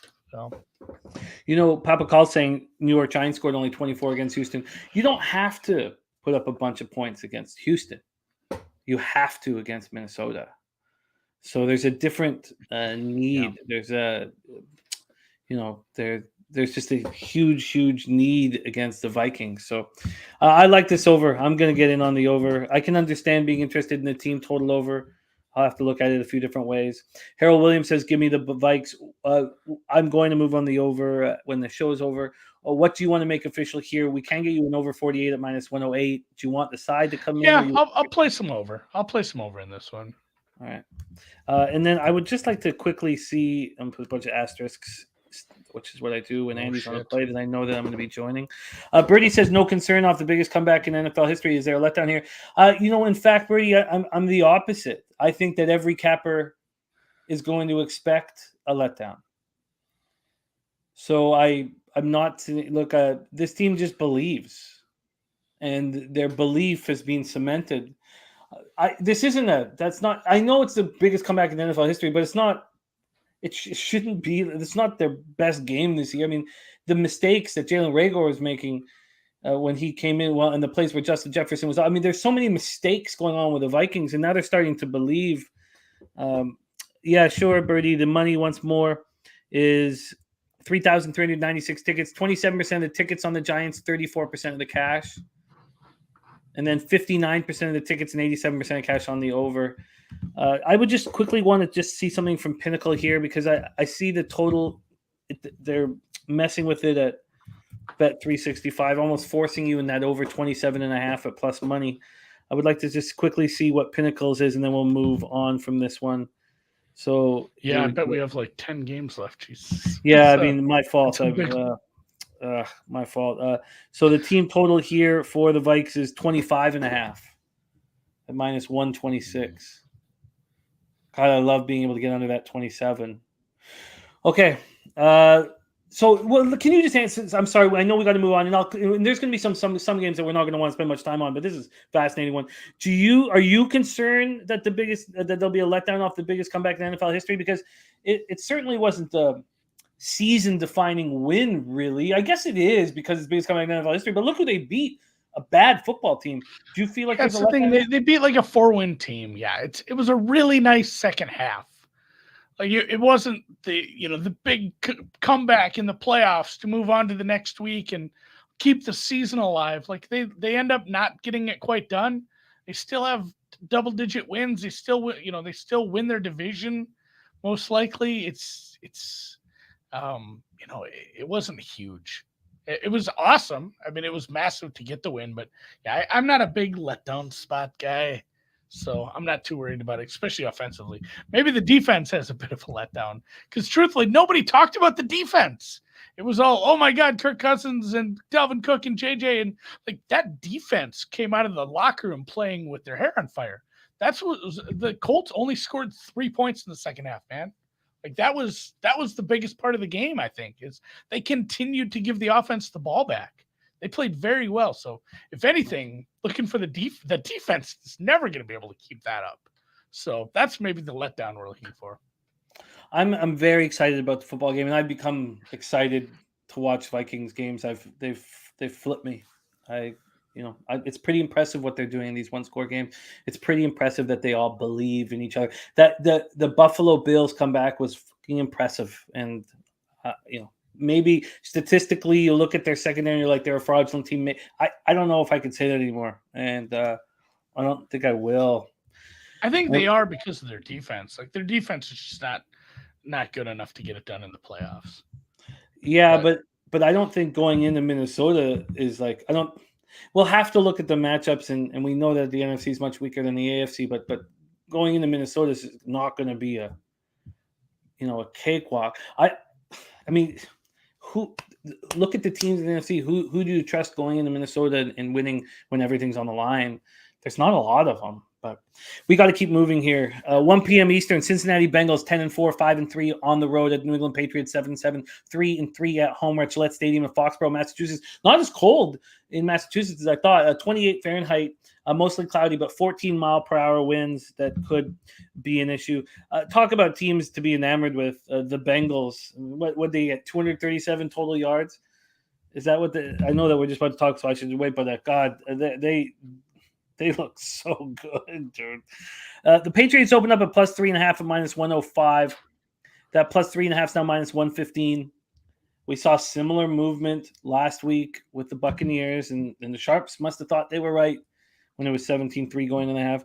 The total opened up at 40, is now at 41.5, so we're up 1.5 on the total. Let's see if the cash is correlated with that here. We have 5,170 tickets in. 86% of the tickets are on the Bengals and just 32% of the cash. Wow. 52% of the tickets and 99% of the cash is on the under, and it's gone up 1.5. Bengals looked dominant in the second half of their 34-23 victory in Tampa, but when you go over the numbers, it was just mistakes that Brady was making. Oh, yeah. All those drives started, like inside the 40. It was every time I needed to get away from the family. They were being loud and the dogs were being crazy. So I did the go to the bar by myself and watch it. Every time I looked over at that game, the Bengals had the ball back and they were at like the 35-yard line. It was nuts. They're starting crazy field position that second half. So maybe a bit of a misleading final score, I think you'd agree with, Jimmy. I would, but 4 or 5 in the red zone. You give certain teams opportunities and they'll stab you in the larynx. And that's what happened. So, they outscored. Yeah, of all the teams, you don't want to give a bunch of opportunities to start from as a team with a bunch of good offensive weapons. Like the Patriots just it's Patriots. I call them the Patriots because it's Brady, but the Bucs just cut their own throat in that game, and it was the wrong damn team to do that with. Without a doubt. And it just gave me more and more confidence with the Bengals. Legitimately, the way they'll put their foot on your throat and step down, I was like, ooh, this team, these guys could win it all. Burrow has been just a monster on the road. 21 touchdowns, 19 passing, 2 rushing, throwing 5 picks and 8 road starts. They only put up 237 yards. Burrow was 27-39 for 200 yards, 4 touchdowns to pick. Jamar Chase caught 6 for 60 and a touchdown. Look, Tyler Boyd and T. Higgins didn't put up big numbers in their return from injury, but they both caught very important touchdown passes. Joe Mixon had an off night. I never know when he's going to be a monster and when he's going to do nothing. He's a tricky running back. 11 carries for 21 yards, did catch 5 passes for 33. Bengals ran 21 times for 53 yards. Maybe that is a weakness for them. Maybe Mixon and P. Ryan. The defense forced 4 turnovers, held the Bucs to 4 of 12 on third down, 1 sack, hit Brady 7 times, interceptions from Trey Flowers and Jermaine Pratt. Trey Hendrickson was inactive. They played without cornerbacks Mike Hilton and Jalen Davis and Hayden Hurst. And then Sam Hubbard left in the second quarter and did not return. And he's going to miss time. Now, they haven't given us like the fun. Maybe we'll get some more information tomorrow. But at this point, they are hoping he comes back for the final regular season game or the first game of the playoffs. So now Hendrickson with the wrist injury you need to look out for, Sam Hubbard with the calf injury, and all of a sudden the front seven isn't looking as tough. Patriots come in off a 30-24 loss. I mean, I can't get over it. Like I keep going back to it. One of the wildest endings I've ever seen. Ramondre Stevenson takes it 23 yards. He's having a monster game in his hometown. Maybe he's partially at fault for flipping the ball back to Jacoby Myers. That's a valid thing to say. He probably shouldn't have done that. But then Jacoby looking across the field and seeing Mac Jones, it's just the craziest shit I could imagine. I mean, first of all, it's not like Mac Jones is fast. Exactly. Like that's like, oh, like I'm gonna throw it to Mac Jones and he's just gonna Tyreek Hill it down. It was the more than not giving it to beast mode. More than the kick 6, Alabama, Auburn, more than, some of these other crazy. I've never seen a stupider loss, a stupider way to lose a game. I mean, because you do that when you're down by a point or whatever. When you're tied, you can't do that stuff. I cannot imagine how mad some people were about that. I'm just happy not to be super involved in it. And Sky Dragon points out, yes, the one Raiders touchdown. How in the world was that ever called a touchdown? It was a bad, goofy game. I can't get a hold of this Patriots team whatsoever. And I mean, just real quick, like I have so much tied into the Bengals to win the division. I'm essentially on this game already, just Bengals money line. So I can't get involved, but it's so hard to separate yourself from, because I have Bengals bets. It's like some decent 4-figure wins if the Bengals can win the division. Hold on here. So I can't go getting extra involved in. But if I try to wipe that all away from my eyes, they're still a team that, like we said, it was a bit of a fraudulent scoreline. They were given a bunch of gifts, and it's really probably Patriots plus 3.5 or nothing here. So it's going to be nothing in this one, and I'm going to sit and cheer for my Who Day. I think you're, let's not get caught up in it, but I love where you are with that action and getting the big plus lines. We talked about it several times on the show. I know everything changed when Lamar went down, but that helped. We are you in a great spot, because you must have the lowest we saw that was plus 200. So you must have put yourself in a real great situation. So excellent work there. This Patriots team, Mac Jones was bad. He was so bad. I don't know why we don't give Zappy another run for his money. Mac was 13 of 31 for 112 yards. They were 2 of 13 on third down. They were 0 for 1 in the red zone. They didn't deserve to win, but losing like that's just embarrassing. Ramondre Stevenson was excellent. The defense is so strong. They held the Raiders to 308 total yards. Kyle Duggar returned an interception for 16 yards to the house. They got pressure on Carr with 3 sacks and 5 quarterback hits. We often watch the Sharps kind of be too sharp for their own good, and I will stick to what I've done all year, and I won't go up against them. So if they want the Patriots at home here and they think that's the sharp action and all that, then I'll just sit back and watch the football game like I did with the Bucs. There was no way I was going to bet the Bucs, but I just respect the sharp action. Maybe I respect it too much. 1777 memorabilia, Ixnizzle. Great to see you guys. Birdie says if Zappy plays last 3 games, gets 700 yards a game, Rookie of the Year still has a chance. Yeah, I know it. Oh, we Birdie will always have that one half of football. Honestly, it was like 2 drives where like, oh my God, he's the best quarterback we've ever seen. And then it all went to hell. But man, I know there was people like 1,000-to-1 tickets on him. It would have been great. So yeah, this should be a good one. If you gave me even with a absolute shit show outside of Belichick, as far as the coaching staff, I would have to take Patriots in the hook at home. 3 and a hook at home is awful tough, even against a good offense. This Patriots defense is good. It's been a really rough go with the offensive play calling. So that reason, I'm going to cheer for the Bengals, and hopefully I'm wrong and it's just Bengals in a rout. Are you surprised that this total's gone up to 41.5? I am. Freezing cold, windy. The Patriots can't put up points. I didn't think the wind was supposed to be too bad. Maybe it is, but we'll kind of see. This is one of those two. Again, you guys, it's Tuesday. We have no idea what the weather's actually going to look like. Like it could be, there's a bunch of these totals that are going to move hard once we have like conclusive weather reports, especially on the wind. So it's probably a touch high. Should probably be 40, but again, I hate trying to guess on weather 5 days out. Well, I agree that the under is the look, and Sky Dragon is going. He played at 41.5, but I can't bet it when all the money's on the under and it goes up 1.5. It's just some of my rules. So at this point, the line is going to keep me off of it. But I will make sure I have notes here to stare at it nonstop every second of the day. All right, let's move on. Next up for us, 1 p.m. Eastern, Detroit Lions 7-7, 3-3 on the road at Carolina Panthers 5-9, 4-4 at home. We're at Bank of America Stadium in Charlotte, North Carolina, and it's freezing in Charlotte. 29 Fahrenheit, mostly sunny, 11 miles per hour.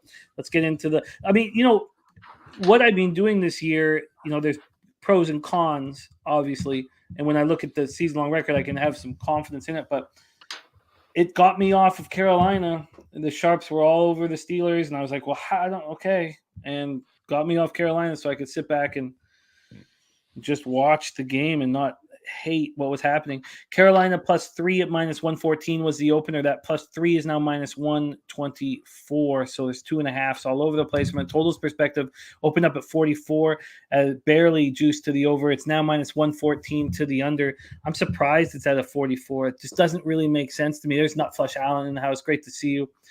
So let's take a look at the cash flow here on this one. Detroit, Carolina, we have 9,327 tickets in. 69% of tickets, 80% of the cash is on the Detroit Lions. And then you have 39% of tickets and 74% of cash on the under, which makes perfect sense to me, but we've all seen it go up 1.5. The Lions coming off their 6th win in 7 games, 2017 at the Jets. Goff 23 of 38 for 252 and a touchdown. Amonra caught 7 for 76. Khalif Raymond caught 5 for 53. Brock Wright had that lone 51-yard touchdown catch that must have made everybody on the Jets just absolutely lose their shit. God. DeAndre Swift ran 8 times for 52 yards, caught 5 for 23. The Lions struggled in the red zone one of the few times this year. 0 for 3 in the red zone. They're 3rd right now on the season. The Lions held the Jets to 337 yards while completely shutting down the Jets' ground game. Held them to 50 yards on 22 carries. Finished with 4 sacks, 10 quarterback hits. Jerry Jacobs had a pick. Deshaun Elliott injured his 3rd quarter, and we've not received an update on him. Safety. Panthers coming off a disappointing 24-16 loss at home to the Steelers. Managed 209 total yards. Darnold 14 and 23 for 225 and a touchdown.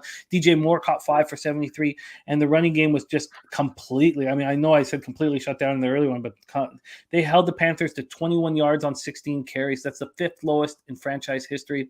Chuba Hubbard did nothing on the ground. 4 carries for 10 yards, but he did catch 3 for 57. The defense did not look good at all. Steelers went 12 of 16 on 3rd down with Mitch. 3 of 3 in the red zone. They couldn't get pressure on Trubisky. 1 sack, 2 quarterback hits. And then C.J. Henderson hurt his ankle in the first half, and he did not return. And Wilkes has not given us an update on C.J. Henderson, their cornerback. This is a wild one, man.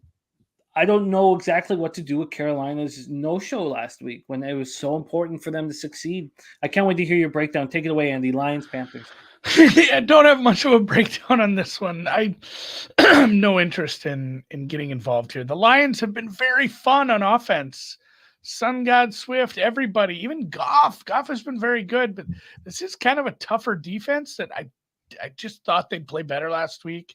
I agreed. I thought Pittsburgh was kind of the side. I just didn't love backing a quarterback like that. It sounds like that situation resolved itself, but probably Lions or nothing. And again, I may have bet some Lions to make the playoffs, just smaller bets at bigger numbers. So it's a spot where I'm going to cheer for the Lions and just kind of realize what a weird game this is. Are we doing a week 16 breakdown, Jimmy? Is that what we're doing? We are. So I want you this will be my breakdown. Put yourself. It's the day before Halloween. I assume they have that in Canada too. It is the 30th of October. These Detroit Lions are 1-6. The Carolina Panthers are 2-6. If you'd have told me we're going to break down this matchup in Week 16 and both of these teams are live to make the playoffs, I'd have said you are nuttier than squirrel turds. This is not happening. But boy, I mean, if the Vikings lose that game that they absolutely should have, could have, would have lost, the Lions would have been actually still live for the division, having beaten the Jets, which is nuts. So we almost had these two teams are both live to win their divisions, and Carolina is still in it too. So super goofy game here. Lean Lions, but no bet here. Yeah, I wonder if. And also, if it's Lions Jaguars Super Bowl, I'm buying a hot air balloon. I want that on record right now. I looked into them; they're expensive, more than I thought. So, what do you make of the Panthers' no-show at home? Because I feel like at this point the Lions have all the momentum. Is this the type of momentum that can be stopped here in Carolina by the Panthers after we just saw them not be able to move the ball on the ground? And if they can't move the ball on the ground, Darnold's not going to hurt you. Do you think that what happened was Tomlin gave everybody the playbook on how to beat the Panthers? Maybe Panthers are just, for me, it's a very middle of the pack defense overall. And if you start to break that down over like maybe break it down over where we lost Rule and start looking at kind of second half of the season, it's become below average. As much as we've seen some flash plays from Burns and some other players, it's still not a great defense. I think that the story here is the Lions offense. Like if the Lions offense shows up, they should get this win even on the road, because we've had this a couple times now where if the Panthers can run the ball with their two running backs, they're going to end up winning. But they've shown a couple weeks in a row now they don't trust Sam Darnold to be the guy that is the game plan. And if that's not going to be, if you're going to be one-dimensional, even against a bad defense like the Lions, it's a team that was able to limit Minnesota and that offense. I would think if they put together a half-decent game plan here, they can limit Sam Darnold. So, the Panthers, it's crazy because this roster isn't that bad for a team that had the first coach fired, was looking like just an absolute dumpster fire, started trading away players, and they are kind of a quarterback away from being relevant in the NFC wildcard picture next year. So I'd love to see Carolina to continue to lose just for their sakes. I'd love to see them be able to get one of these top quarterbacks. Is there any concern with the Lions playing in 29 Fahrenheit weather? And then we'll move on. That's not that cold. Maybe it's because I'm from Minnesota and it's like, what is it right now, Jimmy? And I know I should speak Celsius to you. No, we're good. I know you're half American at this point, but It is 4 below here. So Jesus, 30 sounds great. Okay, well, I got a buddy that lives up in the mountains of Alberta. He sent me some weather reports from up there. That's a big no thanks. Yeah, it's we got some cold parts here in this country, but back to this spot here. There's a ton of cash on Detroit, and seeing the market sort of move towards Carolina, it's going to make me do very little at this point. But I think that but think about where it opened, Jimmy. Where did it open offshores before this? Like we're just using Pinnacle lines. Well, where did it open at Pinnacle? Well, Pinnacle opened this up at 3, so there's been a 10-cent move towards the Panthers at 3. Let's see what Bet Online, because they would have got it way earlier. Bet Online opened this up at 2.5. So there's been a. Oh, that's the other thing too. Do you know where the Sports Insight, like what books they all use for their tickets? Yeah, not exactly. No. Yeah, because I feel like it's some of the offshores too, but because I know they want to have those numbers ready early, they do use a lot of that early, the books that open early. So I feel like a lot of those tickets, that's the point I'm trying to make, is a lot of those bets I think were on +3, whereas they weren't on +2.5. So I agree. I think that money was, hey, we'll take the 3 here because it probably should move that way. And the move is fine now. And that's what I'm saying. The number's probably where it should be. We'll cheer for the Lions, but I'm not taking action here. It's Lions or no bet for me.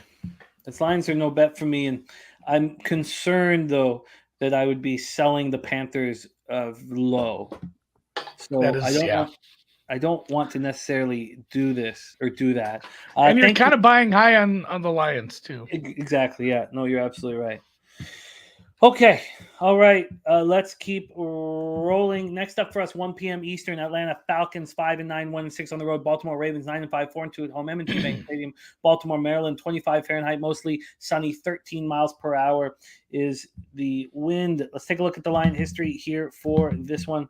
We have, of course, Pinnacle not opening it because there's a chance and a possibility, a very real possibility, that Lamar Jackson will be under center for the Ravens. Bet Online's not scared. They opened it up at -6.5. And it's now at -7.5. So we've had full point move towards the Ravens over at Bet Online. From a total situation over at Bet Online, opening up at 41 and has dropped to 37. Take a look at the cash flow for this one. We have down there 3,447 tickets in. 52% of the tickets are on Baltimore and 84% of the cash. That all makes sense to me. 56% of the tickets are on the over. Falcons coming off a 21-18 loss at New Orleans in Desmond Ridder's NFL debut. Ridder was 13-26 for 97 yards, no touchdowns, no picks, ran 6 for 38. Drake London was his number one target, caught 7 for 70. Rest of the team combined for 6 catches for 27 yards. It wasn't a bad first start for Desmond Ridder, and he showed some potential, and he got better as the game went on. Tyler Algier ran 14 times for 139 yards and touchdown. Cordero 14 for 52 and a touchdown. Falcons went for 231 yards and 2 touchdowns and 39 carries on the ground. It was impressive. They finished with 320 total yards, 9 of 16 on third down. That's where he looked good, was on third down. Defensively, the Falcons tightened up. Were much better after allowing the Saints to score on their opening 2 drives. They finished with 2 sacks and 3 quarterback hits, and Caleb Huntley injured his Achilles and require surgery. He's done for the year. Ravens coming off a disappointing 13-3 loss at Cleveland. Another situation where the market got me off a losing bet. I'm not flipping because of the market, but I wanted the Ravens, but I wasn't going to do it if the Sharks were on the Browns. Baltimore had won 6-7, but the loss knocked the Ravens out of first place in the AFC North, dropping them a game back to Cincinnati. Something I'll be very much cheering for, knowing that Andy will have a nice score if the Bengals take care of business in the division. Huntley and the Ravens offense did not look good. 324 total yards, 126 through the air, 0 points on 2 red zone trips. Huntley was 17 of 30 for 138 yards, no touchdowns in a pick. Mark Andrews led receivers with 3 catches for 31 yards. J.K. Dobbins looked great, 13 carries, 125 yards. Gus ran 55 yards on 7 carries. So they are encouraged by Jackson's progress. They hope he'll return to practice tomorrow and he'll play on Saturday. That's the story. The defense kept them in the game, recording 3 sacks, 5 quarterback hits, held the Browns to just 283 total yards. Now there's problems. Calais Campbell left the game with a knee injury. He's not going to play on Saturday. They're calling it he's a long shot to play on Saturday. He's not going to play. He's going to miss some time. Cornerback Marcus Peters suffered a mild calf strain, and it's worse than they thought. He's going to miss time, and they said the timetable is unclear, but it seems he will return ahead of the postseason, barring any setbacks. So you take out the Pro Bowl cornerback Marcus Peters, you take out this boss on the front 7 and Calais Campbell, who's also blocked 8 kicks, and they love him. And you have a much weaker defense for the Baltimore Ravens. But I don't know who in the right mind would really want Desmond Ridder in game 2 on the road in 25 Fahrenheit. Take it away for us, Andy. Falcons, Ravens. Yeah, boy, everybody in the chat is kind of saying, don't fucking bet this game. Like, somebody said, go buy scratchers. Like, I'm skeptical as shit about him. It's Tuesday, he didn't practice, and we're gonna hope he practices on Wednesday and he's gonna play on a short week like this.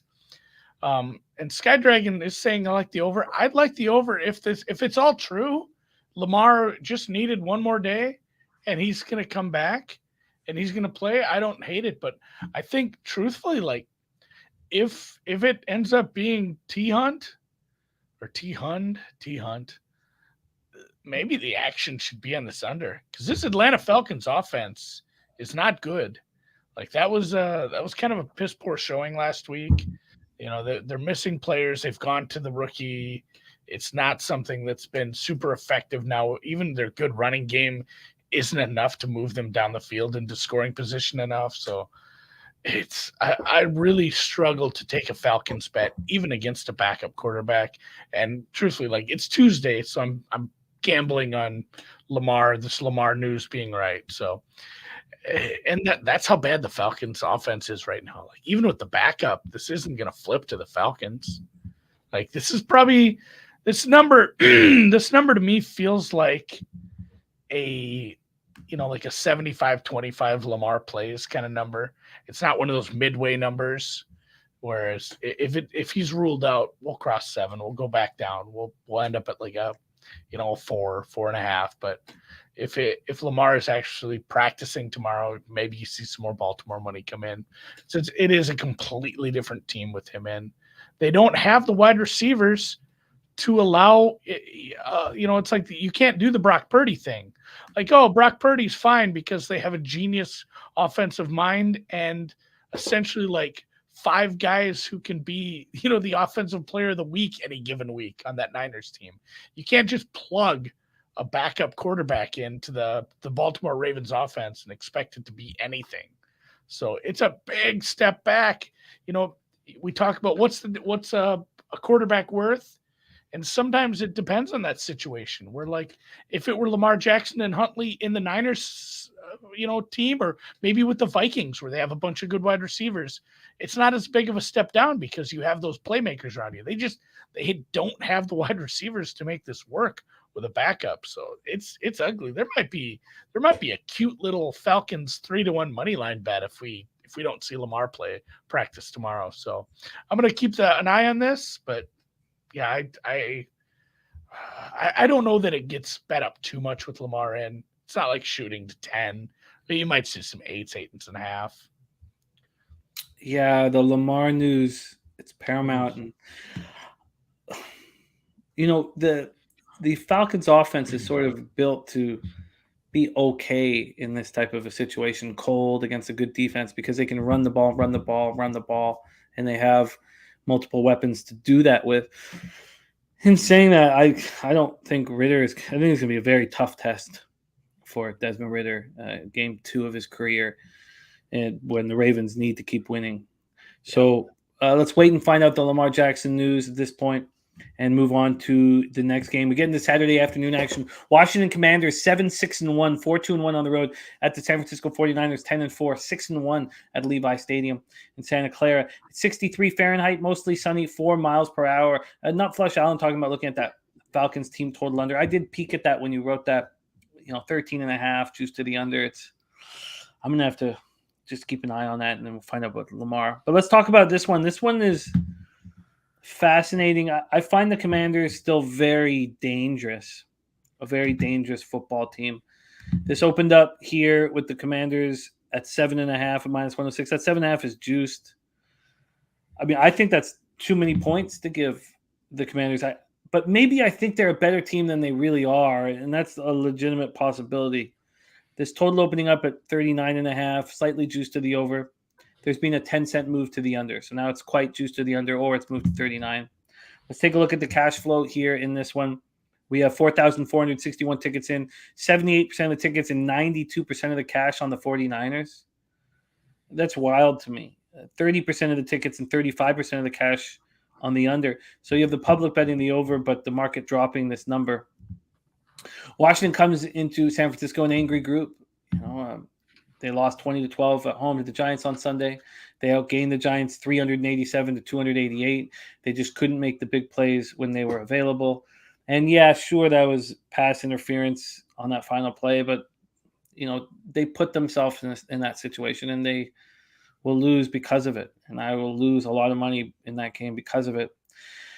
They were 1 of 10 on third down and 1 of 3 in the red zone. Now, obviously, that could have been a 2 and 3, and probably should have been 2 and 3, but they put themselves in that situation. Heineke was 17 of 29 for 249 yards and a touchdown. He ran 3 times for 33 yards. 2 costly game-changing fumbles. Dotson caught 4 for 105 and a touchdown. I mean, they just have so many weapons that I drool over. I mean, Scary Terry, 6 catches for 70 yards. What a beast he is. Brian Robertson Jr., 12 carries for 89 yards, 1 pass for 18 yards. The defense was strong throughout the game and gave them a chance. The Giants were 2 of 10 on third down, 1 of 3 in the red zone. Their defense could have put more pressure on Daniel Jones. No sacks, 4 quarterback hits, but they did hold the Giants to 288 yards. And Benjamin St. Just, third straight game he's missed with an ankle injury at the cornerback, and we're still waiting on Chase Young to make his debut. AOD in the house, great to see you. 49ers come in off their 7th straight victory, a convincing 21-13 road win at division rival Seattle. Brock Purdy, 17 of 26 for 217 yards, 2 touchdowns, no picks. So he joined some wild stats from Brock, man. He joins Aaron Rodgers as the only quarterback since at least 1950 to have a passer rating of at least 150 in each of his first 2 starts. Kittle caught 4 made 4 catches for 93 yards, 2 touchdowns. McCaffrey ran 26 times for 108 yards and a touchdown, caught 6 for 30. The defense held Seattle to just 3 for 14 on third down, 277 total yards. The defense has been excellent. 49ers have allowed 17 points or fewer in every game of their win streak. They were all over Geno Smith, pressuring him. 3 sacks, 9 quarterback hits. Drake Greenlaw has either forced a fumble, had a fumble recovery, or an interception in 5 straight games. He had 8 tackles. They are still dealing with a lot of injuries. Ambry Thomas suffered an ankle injury, and the defensive end, Samson Ebukam, limped off in the 4th quarter, and I couldn't get any information on it. Slatsy says Washington traveling across the country on a short week versus 49ers with 3 extra days rest. So he says Niners for teaser, money line, and spread. The betting public certainly agrees. Let's hear what Andy has to say. Take it away for us here. This is a fascinating one. Commanders, 49ers. Yeah, obviously it's the other half of my New Orleans teaser. We have another low total. It is like somebody mentioned. I mean, I feel like they did the handicap for me there. It's a good rest spot against a team who, played Sunday night, had their hearts ripped out at the end. But Heineke's good. Heineke's better than Wentz. He's still Heineke. He's still, kind of bounced around a little before he landed in this spot where he just had to beat out Carson Wentz for a reason. He's probably a backup in the long run. He does make some mistakes. He's not a world beater. I know they mentioned the pixie dust 1 trillion times on the broadcast. Wasn't quite enough pixie dust. I probably deserved a little better, but it's not an offense that has been super successful. And it's, if that's what they managed, if that's what you manage against a division rival in a must-win game, what are you going to do on a cross-country trip against a good defense and an offense that you're going to have to try to keep pace with? And I know the Commanders' defense has been kind of a strength. They've had some decent play, but the Niners have too many weapons here. So getting this in a teaser is a dream look for me. I love this one quite a bit. Yeah, I still feel like this game. Does this game mean that much to the Niners? Do we think that they can catch the Vikings? Yeah, I think they do. It means a lot to Washington, too. Washington winning 2 out of 3 only has their playoff chances at like 60, 65%. Washington winning all 3 essentially puts them in. They got to get this done if they want to make the playoffs, but it's such a rough spot. And I don't rate the Commanders that well.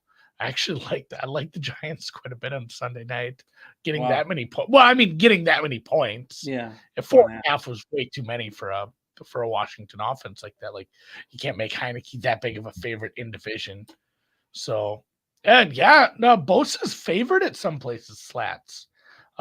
Parsons, I thought he had it locked up, but Bosa has been on a tear, and he is a slight favorite over Parsons in Defensive Player of the Year. You might be cooking with gas there. So love it as a teaser leg.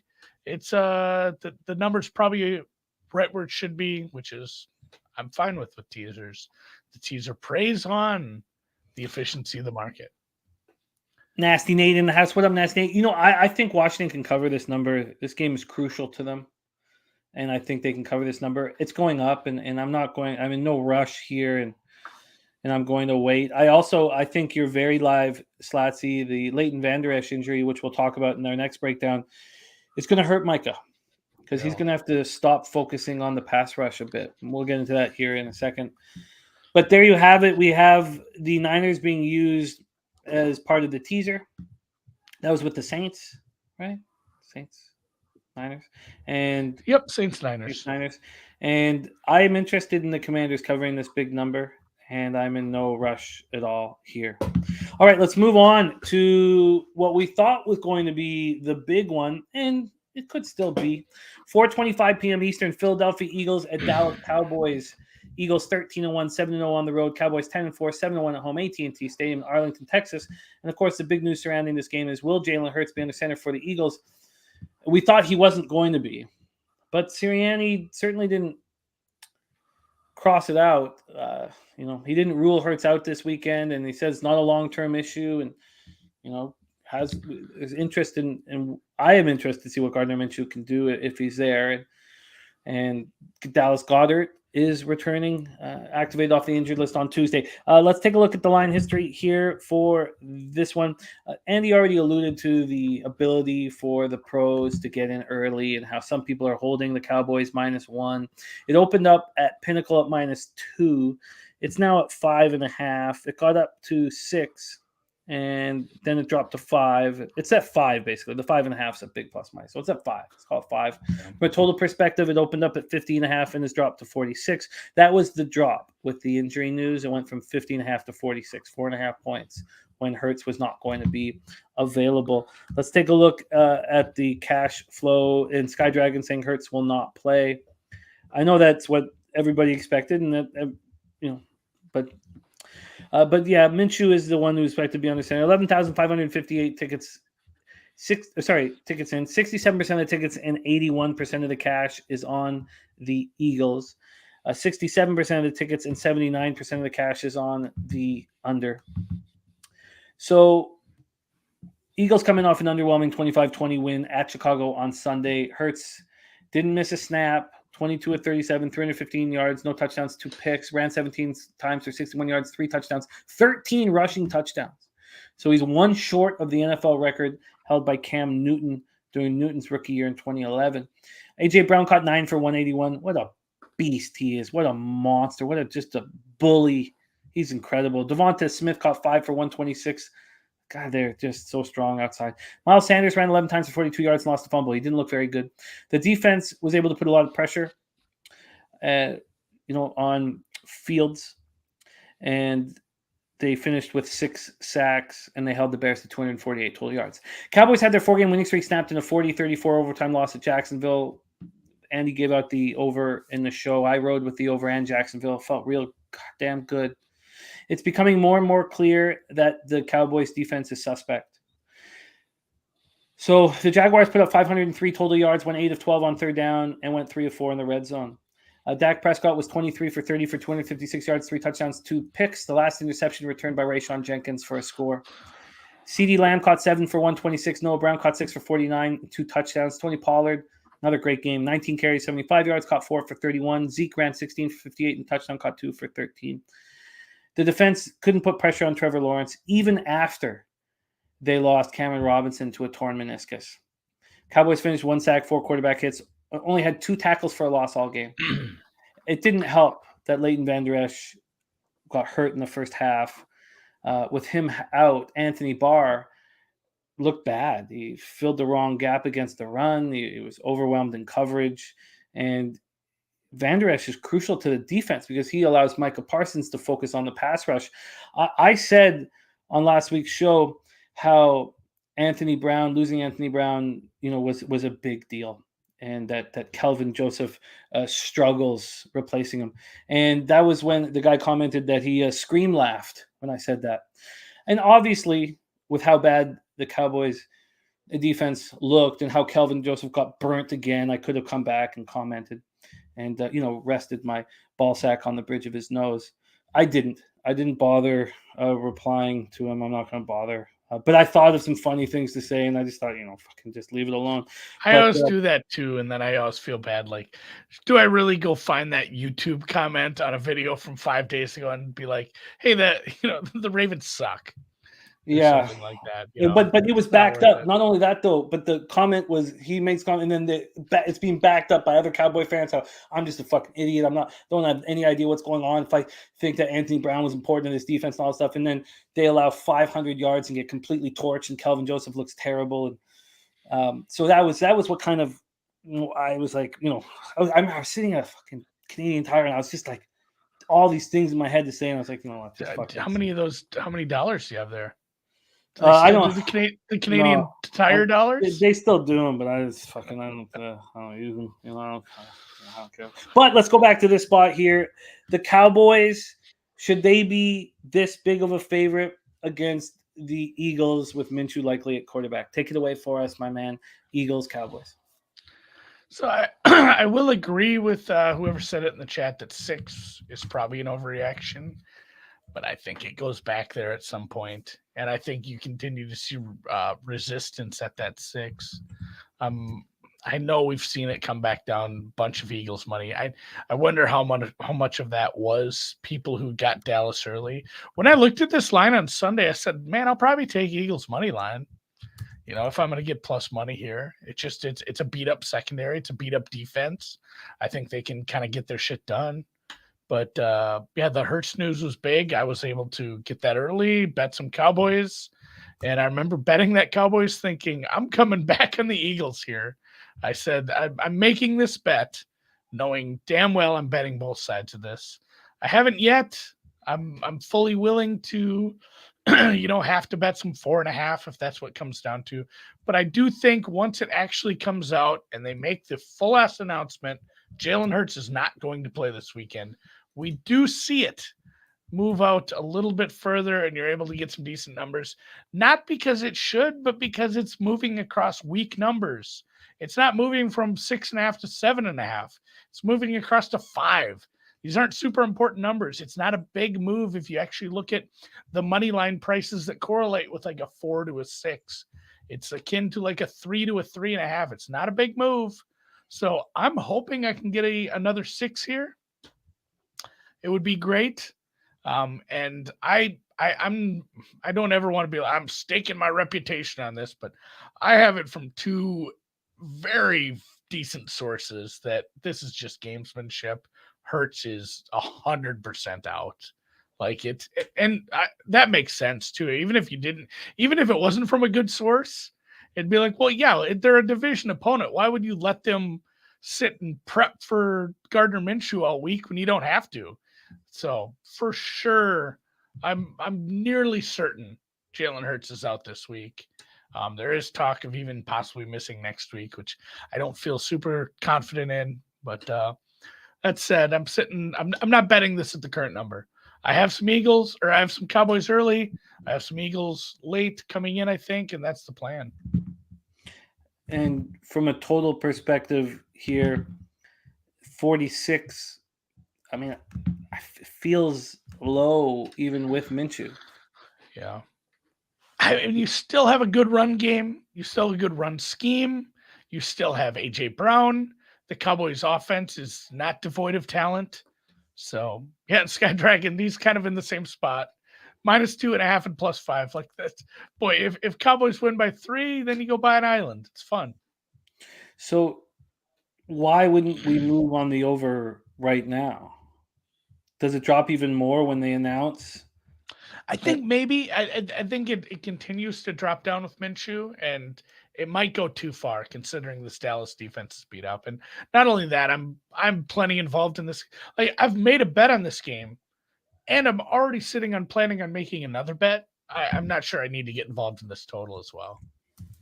Well, I want in on the over. I think Cowboys overs are just until they give us a sign, especially with Van Der Esch out. I mean, Michael Parsons not going to be able to focus solely on the pass rush anymore, and I think the Cowboys games are just. I mean, I don't want to get carried away. I almost had a license to print money. I mean, maybe I shouldn't get that carried away, but I think they're the best over team in the NFL. They've supplanted the Chicago Bears, so I want the over. So, do you think that this could drop below 46? I do think it drops a little further with when Hurts is announced out. Okay. But who knows when they decide to do it? Who knows how long they run with this ruse, Jimmy? Because I would drag it out all week. It's the Cowboys. Like, if you're an Eagles fan, F the Cowboys, right? Sky Dragon said he played the under 2. At what number, Sky Dragon? Because this isn't about me not. I mean, I trust the Cowboys offense. Fine. I think that Dak Prescott's capable of, we've seen him. He can make mistakes. But I think that, having truthfully, that pass in overtime was a good pass. Yeah, it was unlucky there on Dak. But the running game is really strong, which of course opens up CD and then they have tight ends that play a big part. So I want the over. I want the over. I'm going to be betting the over. So I'm going to wait and be patient. Todd Hilton saying Pollard could have a huge day. So I want the over. And then I'll be then I'll move on the over and the Eagles team total over as soon as it's announced, and maybe it drops a little bit more. So those are two bets that will be on my card come Saturday, the over and the Eagles team total over. All right, let's roll on. Next up for us, 8:15 p.m. Eastern. Can't believe that guy fucking scream laughed. That's what he said. He scream laughed at me. And then their defense allowed 500 yards. Fucking scream laugh. Acrisure Stadium in Pittsburgh, Pennsylvania for this one. Raiders 6-8, 2-6 on the road. Steelers 6-8, 2-4 at home. 12 Fahrenheit. 14 mile per hour winds and cloudy. Let's take a look at the line history here. And we have the Steelers opening up at -2. They're now at -2.5. That -2.5 got juiced to -123, and then it became a 3. That 3 was available at a pick'em. Now for the Raiders side of things, and now the +3 is at -123, so it's basically a 2.5. From a total, it opened up at 40.5 and has dropped to 39. It got down to 38.5 and it's come back up a half point. Take a look at the cash flow on this one. We have 4,157 tickets in. 34% of the tickets and 52% of the cash is on the Steelers. And 51% of the tickets, 98% of cash is on the under. And the Sharps have been really good with the Steelers. Seems like when the Sharps are on them that they take care of business. I feel like there's sharp action on them here. Raiders coming off one of the wildest endings in NFL history. We already spoke on it when we talked about the Patriot side of things.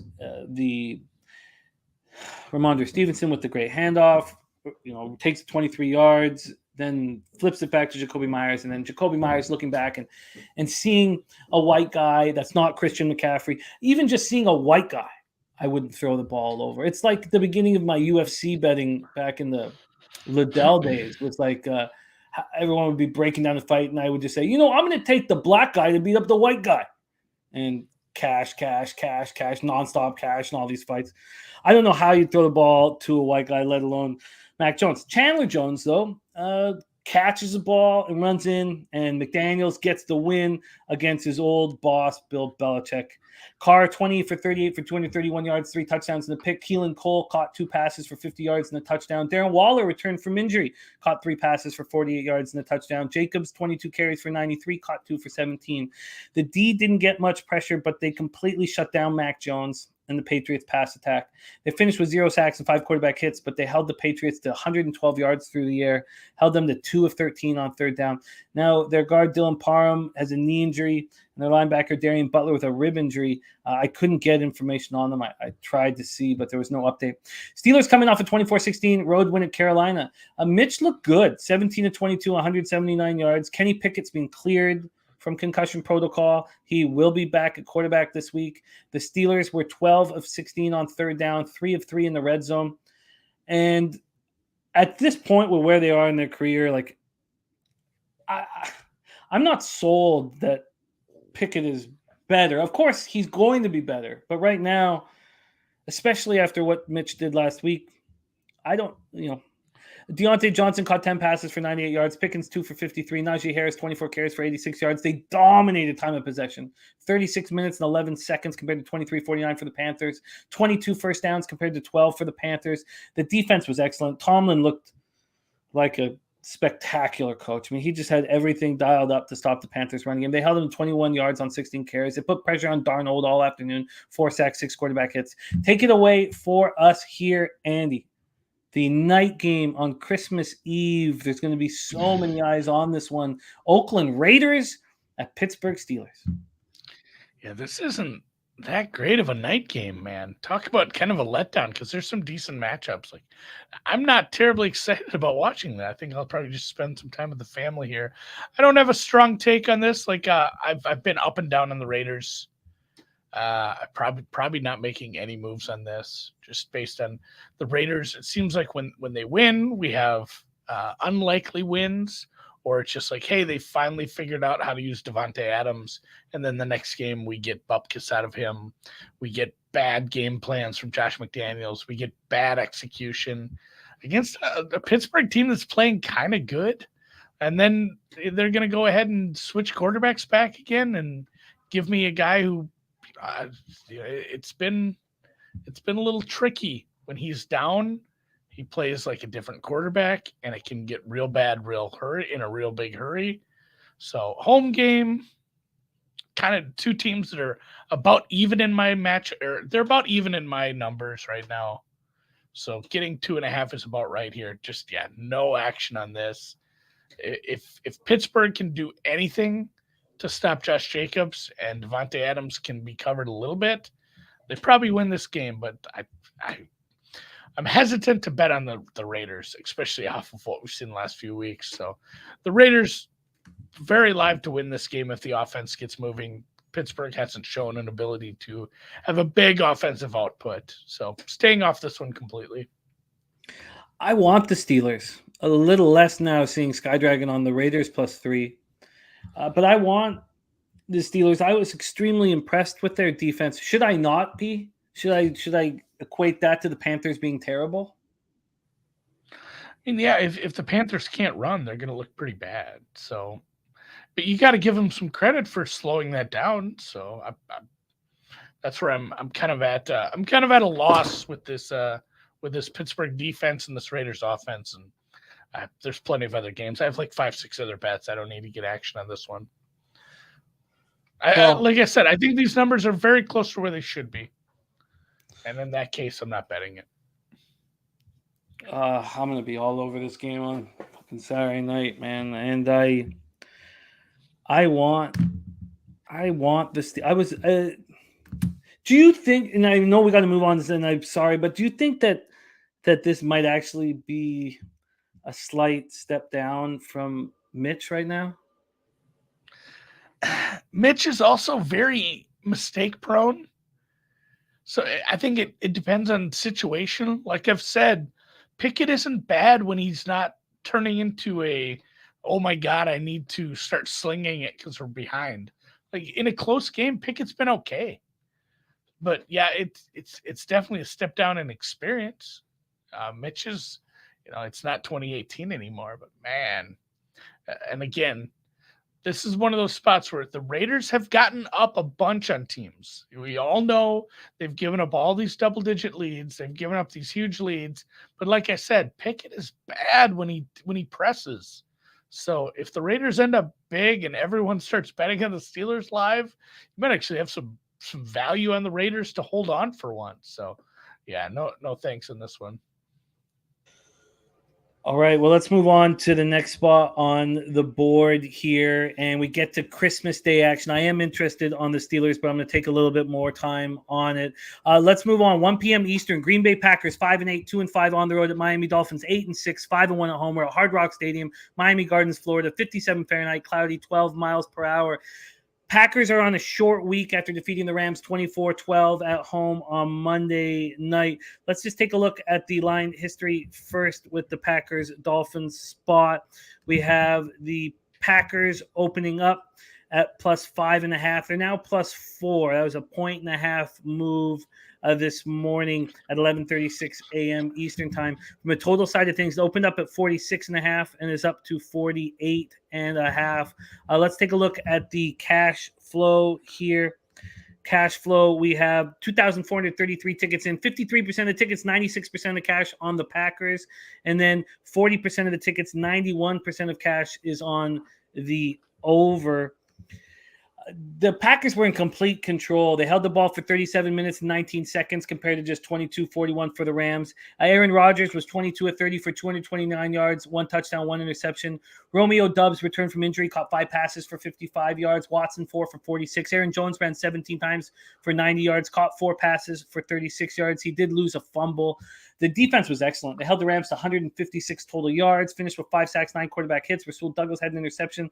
And now the Packers must win out and get help. But they visit Miami next, here. They visit Miami, and then they host Minnesota and then Detroit. So it's very tough. Bakhtiari missed second straight game as he recovers from an appendectomy.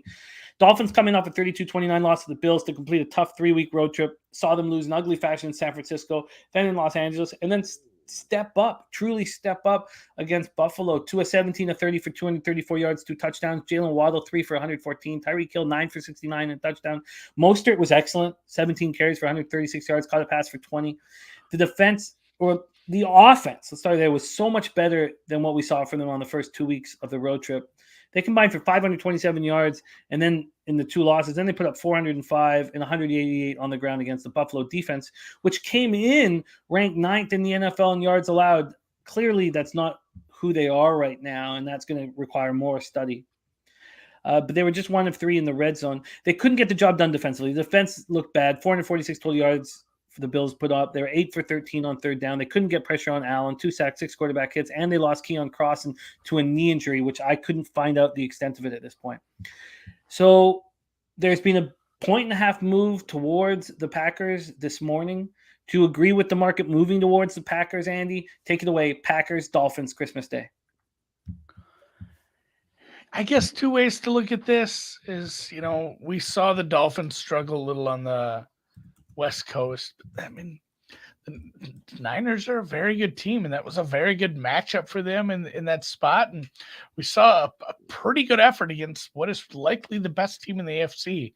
And I'm not sure how much we can take away from Packers beating up on a Rams team that's missing its quarterback, its best defensive player, its best offensive player, traveling in a spot, a tough place to play, especially for a dome team with a quarterback who joined the squad 8 days ago. So man, this is not what I'm excited to get involved with.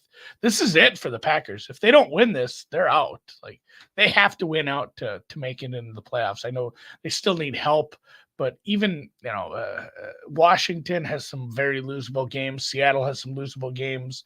The Lions, even if they do win out, there's a decent chance they lose on the 5th tiebreaker, strength of victory. So if Waddle is healthy, Miami might romp here. This is probably a good spot for this Miami offense, and this total is nice and high here too. And it's our one warm weather game that we have that's not a dome team. Like, this is actually the only game that has nice weather. So I guess I'm fine with this higher total, but yeah, no action. This price looks about right to me as well. I'm not pressing on this, seeing how Miami's been a little up and down, but I do think there's a decent situation here for Miami's wide receivers to have a little bit of their way with Green Bay. We've seen Green Bay beat up on some teams that aren't very good. Like, I don't believe Green Bay is a true threat in the playoffs here, or to even make the playoffs. It could all come to an end right here. See, I'm betwixt and in between here with the Packers. You hear Aaron Rodgers saying we're practicing harder, we're looking better in practice. You can feel momentum, but you're right about how weak that Ram squad is. But Birdie's saying, I've been saying this for multiple weeks now, this Bills team is not what people think they are. We're getting value here because the Dolphins almost won in a spot where they should lose by double digits. He's saying the Packers are the spot and the Bills aren't as good as we've made them out to be, which is possible. If what would you lean more towards, that the Bills are not as good as we make them out to be, and we're getting value because the Dolphins almost beat them, or the Packers have been beating cupcakes? I think it's both. And that's why I'm not betting this game. The Packers aren't good. Like, it's not a good team. Like, they move nicely against a sad sack Rams team, and yeah, the Bills' defense is definitely not what it's been the last couple of years. And outside of Diggs, they've struggled to get a lot of stuff going in the passing game. So, Okay. And just one final touch on the total here. Then we have at this point all this cash on the over, but public sort of on the under, and it's sitting at 46.5 and opened at 46.5. Pinnacle has jumped up to 48.5, and even that 48.5 is juiced. Do you agree with the 2-point move to the over, and then we'll move on to the next game? Could take it or leave it. I actually lean a little bit under here, but again, I worry about Miami's offense trucking. I'm going to need to sit with which one I believe in most at this point. Whether the Packers are improving, maybe they still are, but still, I don't know what to make of the Dolphins. Welcome everybody, says Dolphins 17-10 at halftime. So he's like in Dolphins at the half. That's an interesting look because you probably get that half at 3, right? No, of course not. They wouldn't give you that. All right, let's move on. 4:30 p.m. Eastern. Denver Broncos 4-10, 1-6 on the road. The Los Angeles Rams 4-9, 3-5 at home. SoFi Stadium in Inglewood, California. Let's go to the line history here in this Broncos game. We have these Broncos opening up at -1. That -1's taking a ton of cash. If you want the -1 at Pinnacle right now, it's -129. So people liking the road squad in the Broncos. This total opened up at 35.5. Now it's up to 36.5. Very low total, up to 36.5. When we take a look at the cash flow here, we have 55% of the tickets, 74% of the cash on Denver. Then we have 75% of the tickets, 77% of cash on the over. And Russell Wilson has cleared concussion protocol, and he will be back this week. Broncos coming off a 24-15 home win over the Cardinals. Brett Rippon did the job. 21-26, 197 yards, 1 touchdown, 1 interception. He was sacked 7 times. J.J. Watt was a menace, 3 sacks for him. But, he looked pretty good. Snapped the Broncos' 5-game losing streak, 324 total yards, and went 3 for 3 in the red zone. Sky Dragon says, Rams money line. What on earth has Denver done to be road chalk? Danny Lopez says Wilson is in, give me the under. And Nutflush Allen going right back to the well with the Baker interception prop. Sky Dragon says under as well. O+ says ugly game, stay away. Jerry Jeudy caught 7 for 76. Latavius Murray was a beast, 24 carries for 130 yards and a touchdown, also caught a 12-yard pass. The defense was excellent. 2 interceptions from Justin Simmons, 1 from Patrick Surtain. Held the Cards for 2 of 12 on third down. Deshaun Williams was a monster. 5 tackles, 2.5 sacks, 4 quarterback hits. Finished with 3 sacks, 7 quarterback hits. But this offense missing Cortland Sutton and Kendall Hinton, who both have pulled hamstrings. And then they lost an important guard, to an eye injury early in the game in Quinn Mayniers. I'm trying to figure out how long he's out for. I couldn't get that information. Rams are on a short week after an ugly 24-12 loss to Green Bay on Sunday. I mean, no Aaron Donald, no Cooper Kupp, and Baker Mayfield, second start with Stafford and Wolford on the sidelines. They were also missing defensive tackle Marquise Copeland, linebacker Trayvon Howard, defensive back David Long Jr. Mayfield was sacked 5 times because Brian Allen got hurt his calf on the game's first play from scrimmage. 156 yards of offense. Akers was the only sign of offense. He ran 12 times for 65 yards, caught 3 for 35. The defense played well to keep them somewhat in it. 3 sacks, 5 quarterback hits. Taylor Rapp had an interception. And to make matters worse, they even lose Jake Gervais to an ankle injury late in the first half, another linebacker. Take it away here for us, Andy. Game 2 on Christmas Day, Broncos-Rams. Yeah, I agree with the what in the world have the Broncos done to be a road favorite. That said, it is one of the worst home field advantages in all of sports, and now they don't even have the, hey, we're going to be bandwagon Rams fans because it's a good team who won a Super Bowl. They're shitty now, so I'd love to take the Rams here, but it's still, we've seen a drive per game from Baker. You could probably make a case for this under. It's even at this low total because we haven't seen much from this Broncos offense. They continue to just not have healthy receivers, not get a ton done on the ground, and it's a poorly coached team. So not getting involved in this ugly game. I think if you took Rams money line, I don't hate it. If you take the under, I don't hate it, but this is another issue one that has just a ton of uncertainty to it. Yeah. And really, I don't want to give Rippon any credit either. Rippon wasn't good. It was you're facing, but I mean, God, I can't even think of his name now. McSorley comes in. Like McSorley is a huge downgrade from obviously Kyler, but even from the backup in McCoy. So I mean, the Broncos even getting a win maybe wasn't super deserved. So not excited. Yeah, not excited about them laying points on the road. Yeah, pretty ugly situation here that I don't need to get involved in. Hopefully have enough action to not. They hadn't won a game since October, and it took facing Trace McSorley to get it done. Yeah, no, agreed. And we'll have Christmas Day basketball too, so which I want to be all over. Yeah, so watch an NBA game during this one. Yeah, no, I think that makes sense. Let's talk about the late night game here. Tampa Bay Buccaneers 6-8, 2-4 on the road to Arizona Cardinals, 4-10, 1-7 at home. State Farm Stadium in Glendale, Arizona. We'll start with the line history in this one. This is the final game on Christmas night, and then we have a Monday nighter, and then we are done here. The Arizona Cardinals open +4. They're now +6. This 6 was juiced to -111. It's now +103 for the +6 for the Cardinals. From a total side of things, opened up at 40.5, now at 41.5. We'll take a look at the cash flow here. They've given the most line value on the entire card. Sports Insights has given the most implied line value on these next two games. And this one, it's on the Buccaneers. 68% of tickets, 95% of cash, 60% line value, maybe 65. And then on the total, we have 59% of tickets on the under, but no help on the cash flow with this under. Buccaneers come off 34-23 loss. I saw them get outscored 31-6 in the fourth quarter. Brady lost for the first time in his 23-year career after leading by at least 17 points. He was 89-0 in such situations. He was single-handedly responsible for 4 turnovers. I expect him to be a lot better here and care about this game. He's been intercepted 4 times in the past 2 weeks after only throwing 3 interceptions in the first 12 games of the year. You know, these games still matter to him, and they can still win the division. He finished 30 of 44 for 312 yards, 3 touchdowns, 2 picks. Godwin, 8 catches for 83 and a touchdown. Mike Evans, 5 for 83. Russell Gage caught 8 for 59 and 2 touchdowns. Fournette, 10 carries for 44 yards, caught 4 for 30. The defense was strong, but they were hamstringed by turnovers, and of course the Bengals will step on your throat. They held the Bengals to 237 total yards, completely shut down the Bengals running game, 53 yards on 21 carries, got pressure on Burrow, finishing with 2 sacks, 7 quarterback hits, but they couldn't stop them in the red zone where they went 4 or 5. You don't need to worry about the Cardinals in the red zone.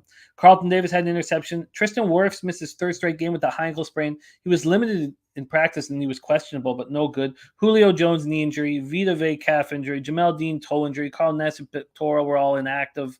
And we will see tomorrow with the injury report if at least Vita Vea will be back. Cardinals coming off that ugly 24-15 loss at Denver. They lose Colt McCoy to a concussion.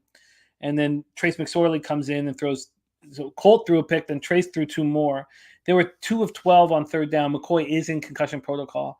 13 of 21 McCoy was for 78 yards, and then Trace was 7 of 15 for 95 and 2 picks. DeAndre Hopkins caught 7 passes for 60 yards. Connor ran 16 times for 63 yards, caught 3 for 28. The defense did everything they could to keep him in it. J.J. Watt was a monster, 3 of the team's 7 sacks. They got 9 quarterback hits as a team, and Budda Baker had a pick. Is this too big of a line for the Buccaneers here against any team in the National Football League, or is this a moneymaker? Take it away, Andy. It does sound like they're not rushing Colt McCoy back. They've signed another quarterback. They're not even like sure they're going to start McSorley. They might go a different direction.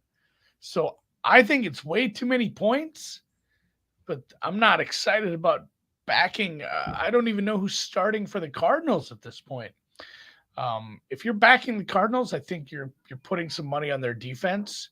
It's shown a little bit of life. It's been a bad defense for a couple years. They've tried to add some pieces through the draft. Not everything's worked out, but yeah, the Bucs looked good until they started turning the ball over. I don't know if a bad team like this should be laying this many on the road, but man, it could be like I think they signed David Blah. Remember him? Yeah. From the Lions. Yeah, I'm double checking that, but it does not sound like Colt McCoy they're even thinking about starting him. So it could get really, I think they have. I'm not sure. Maybe he was already on the team, or he got elevated from the practice squad. I think David Blow is on this team too. So, yeah, he was recently signed. Oof, Purdue product. He's bad. Yeah, this pie guy says, "Oh fuck, he's bad." Yeah, we've seen him play a little for Detroit. I really want to bet Arizona, but man, if it's McSorley or worse, I have a hard time. I have a hard time doing it. So this would be a shitty Christmas present. Watch the Cardinals throw about 7 picks. The Buccaneers first half -3 with no vig. That doesn't interest you? I'm still not sold on the Bucks. Like we saw, it was a decent performance in the first half, but they haven't put games together yet. It's a bad coaching staff right now for Tampa Bay. These are 2 bad coaches, a team that when they can get Evans and Godwin going, the offense moves. When they find something outside of playoff Lenny in the run game, the offense moves a little, but they continue to make puzzling choices in game plans. So this is a no thanks. I don't think I'm going to have a bet on Sunday. Everything's Saturday for me. And yeah, like I said, if you're making a bet, you're betting that the backup quarterback or the third string quarterback for Arizona doesn't F up too bad, and the Cards defensive line continues to play well. JJ Watt, Renaissance fan, I guess, but yeah, no thanks on this one. We'll see if and Tampa losing this on the road would be wild for the division chase. Buccaneers -3 at +100, but they're -6.5 at -110 for the full game.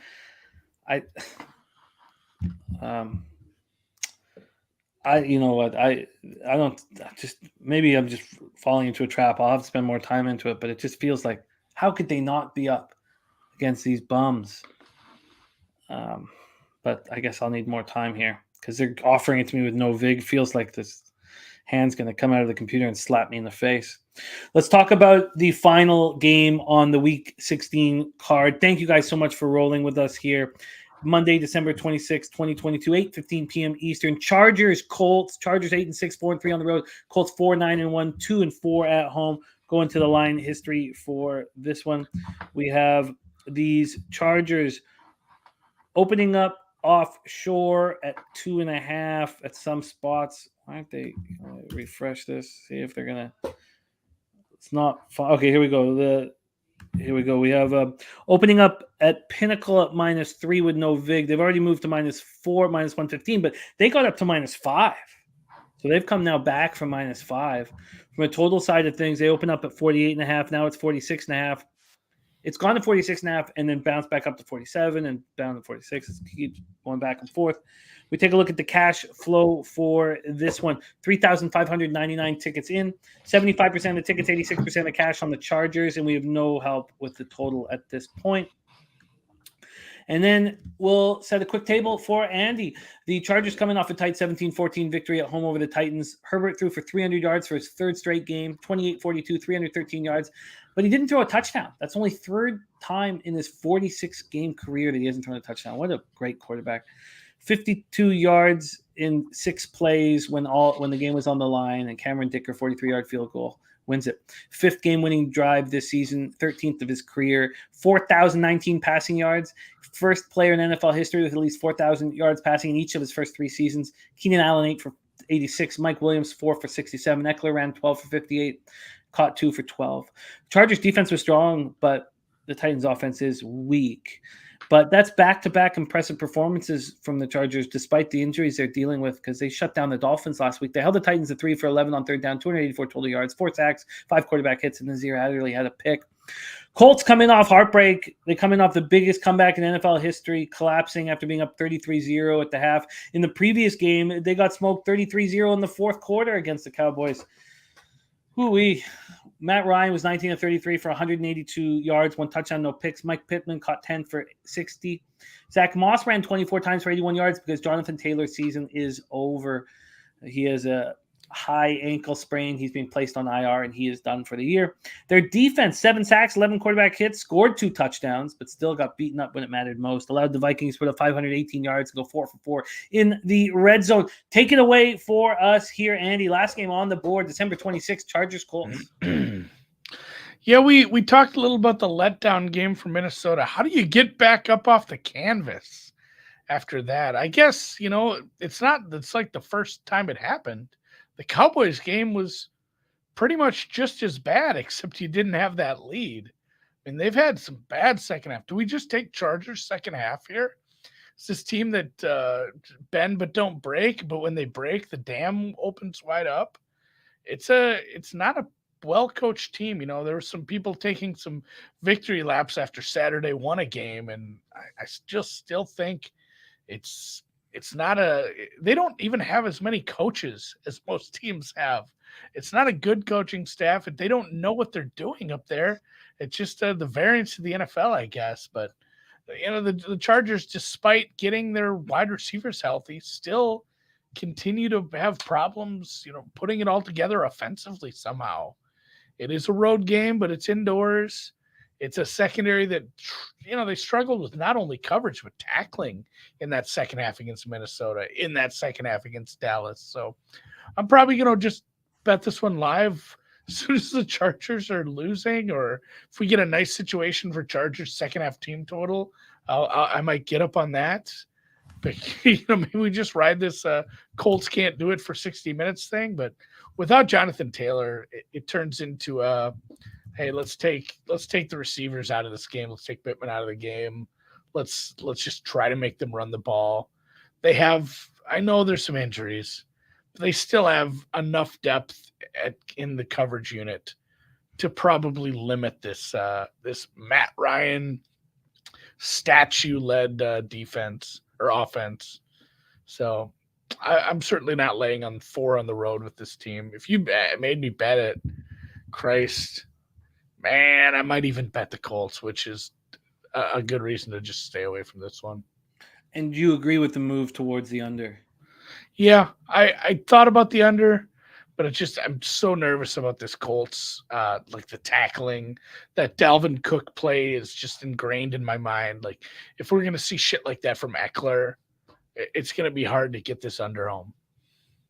I feel you. And then you agree with the move off of 3, but 5 was too much.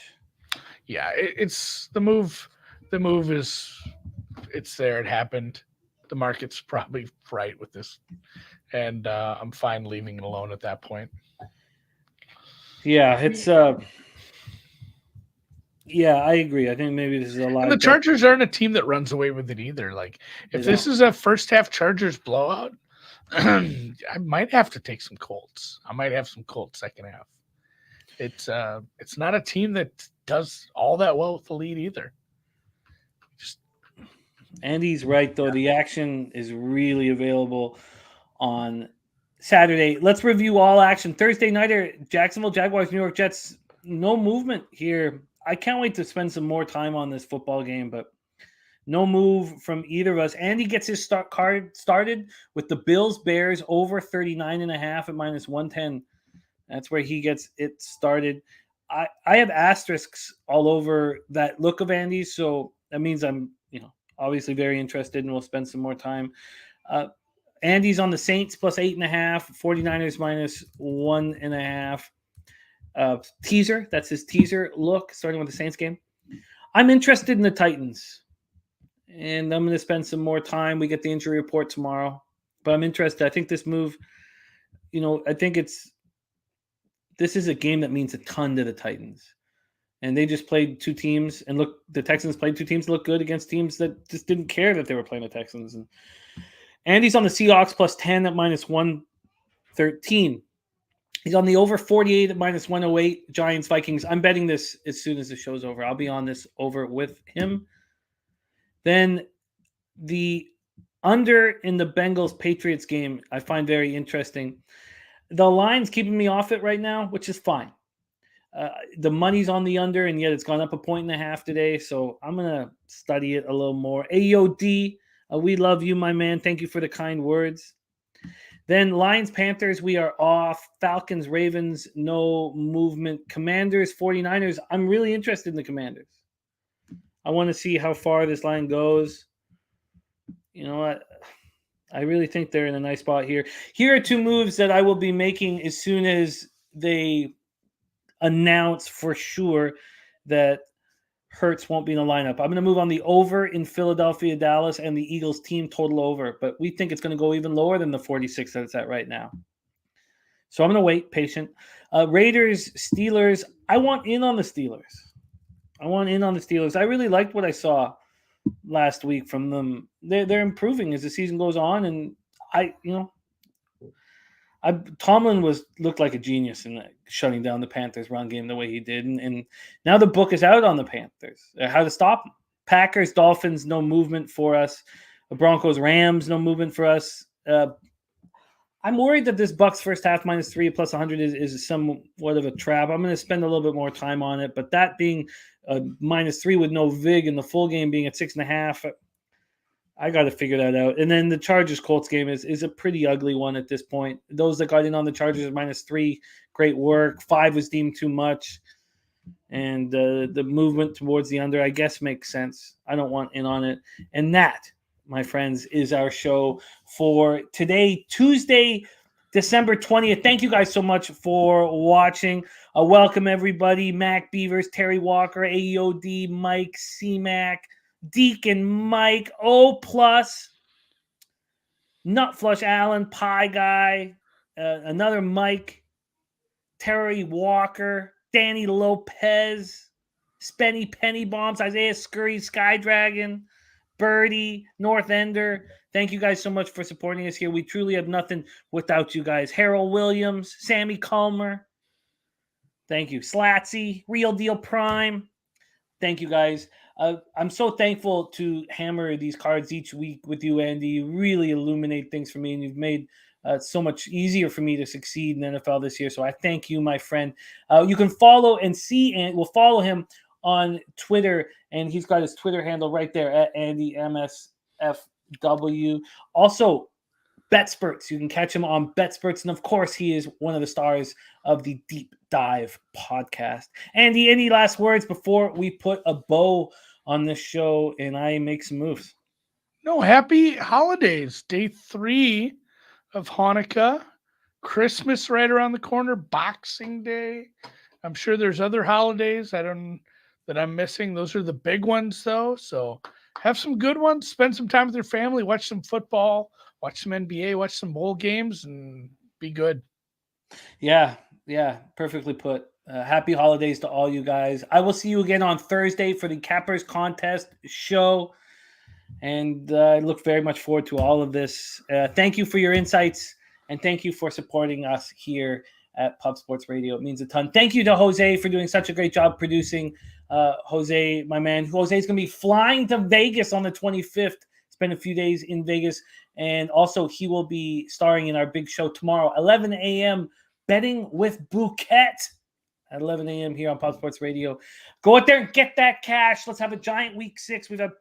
We are rolling nice, 13-3 over the last 2 weeks. Let's keep getting the money coming in, keep fattening our pockets. Thank you guys for supporting us. Let's go out there and let's say, los bookmakers.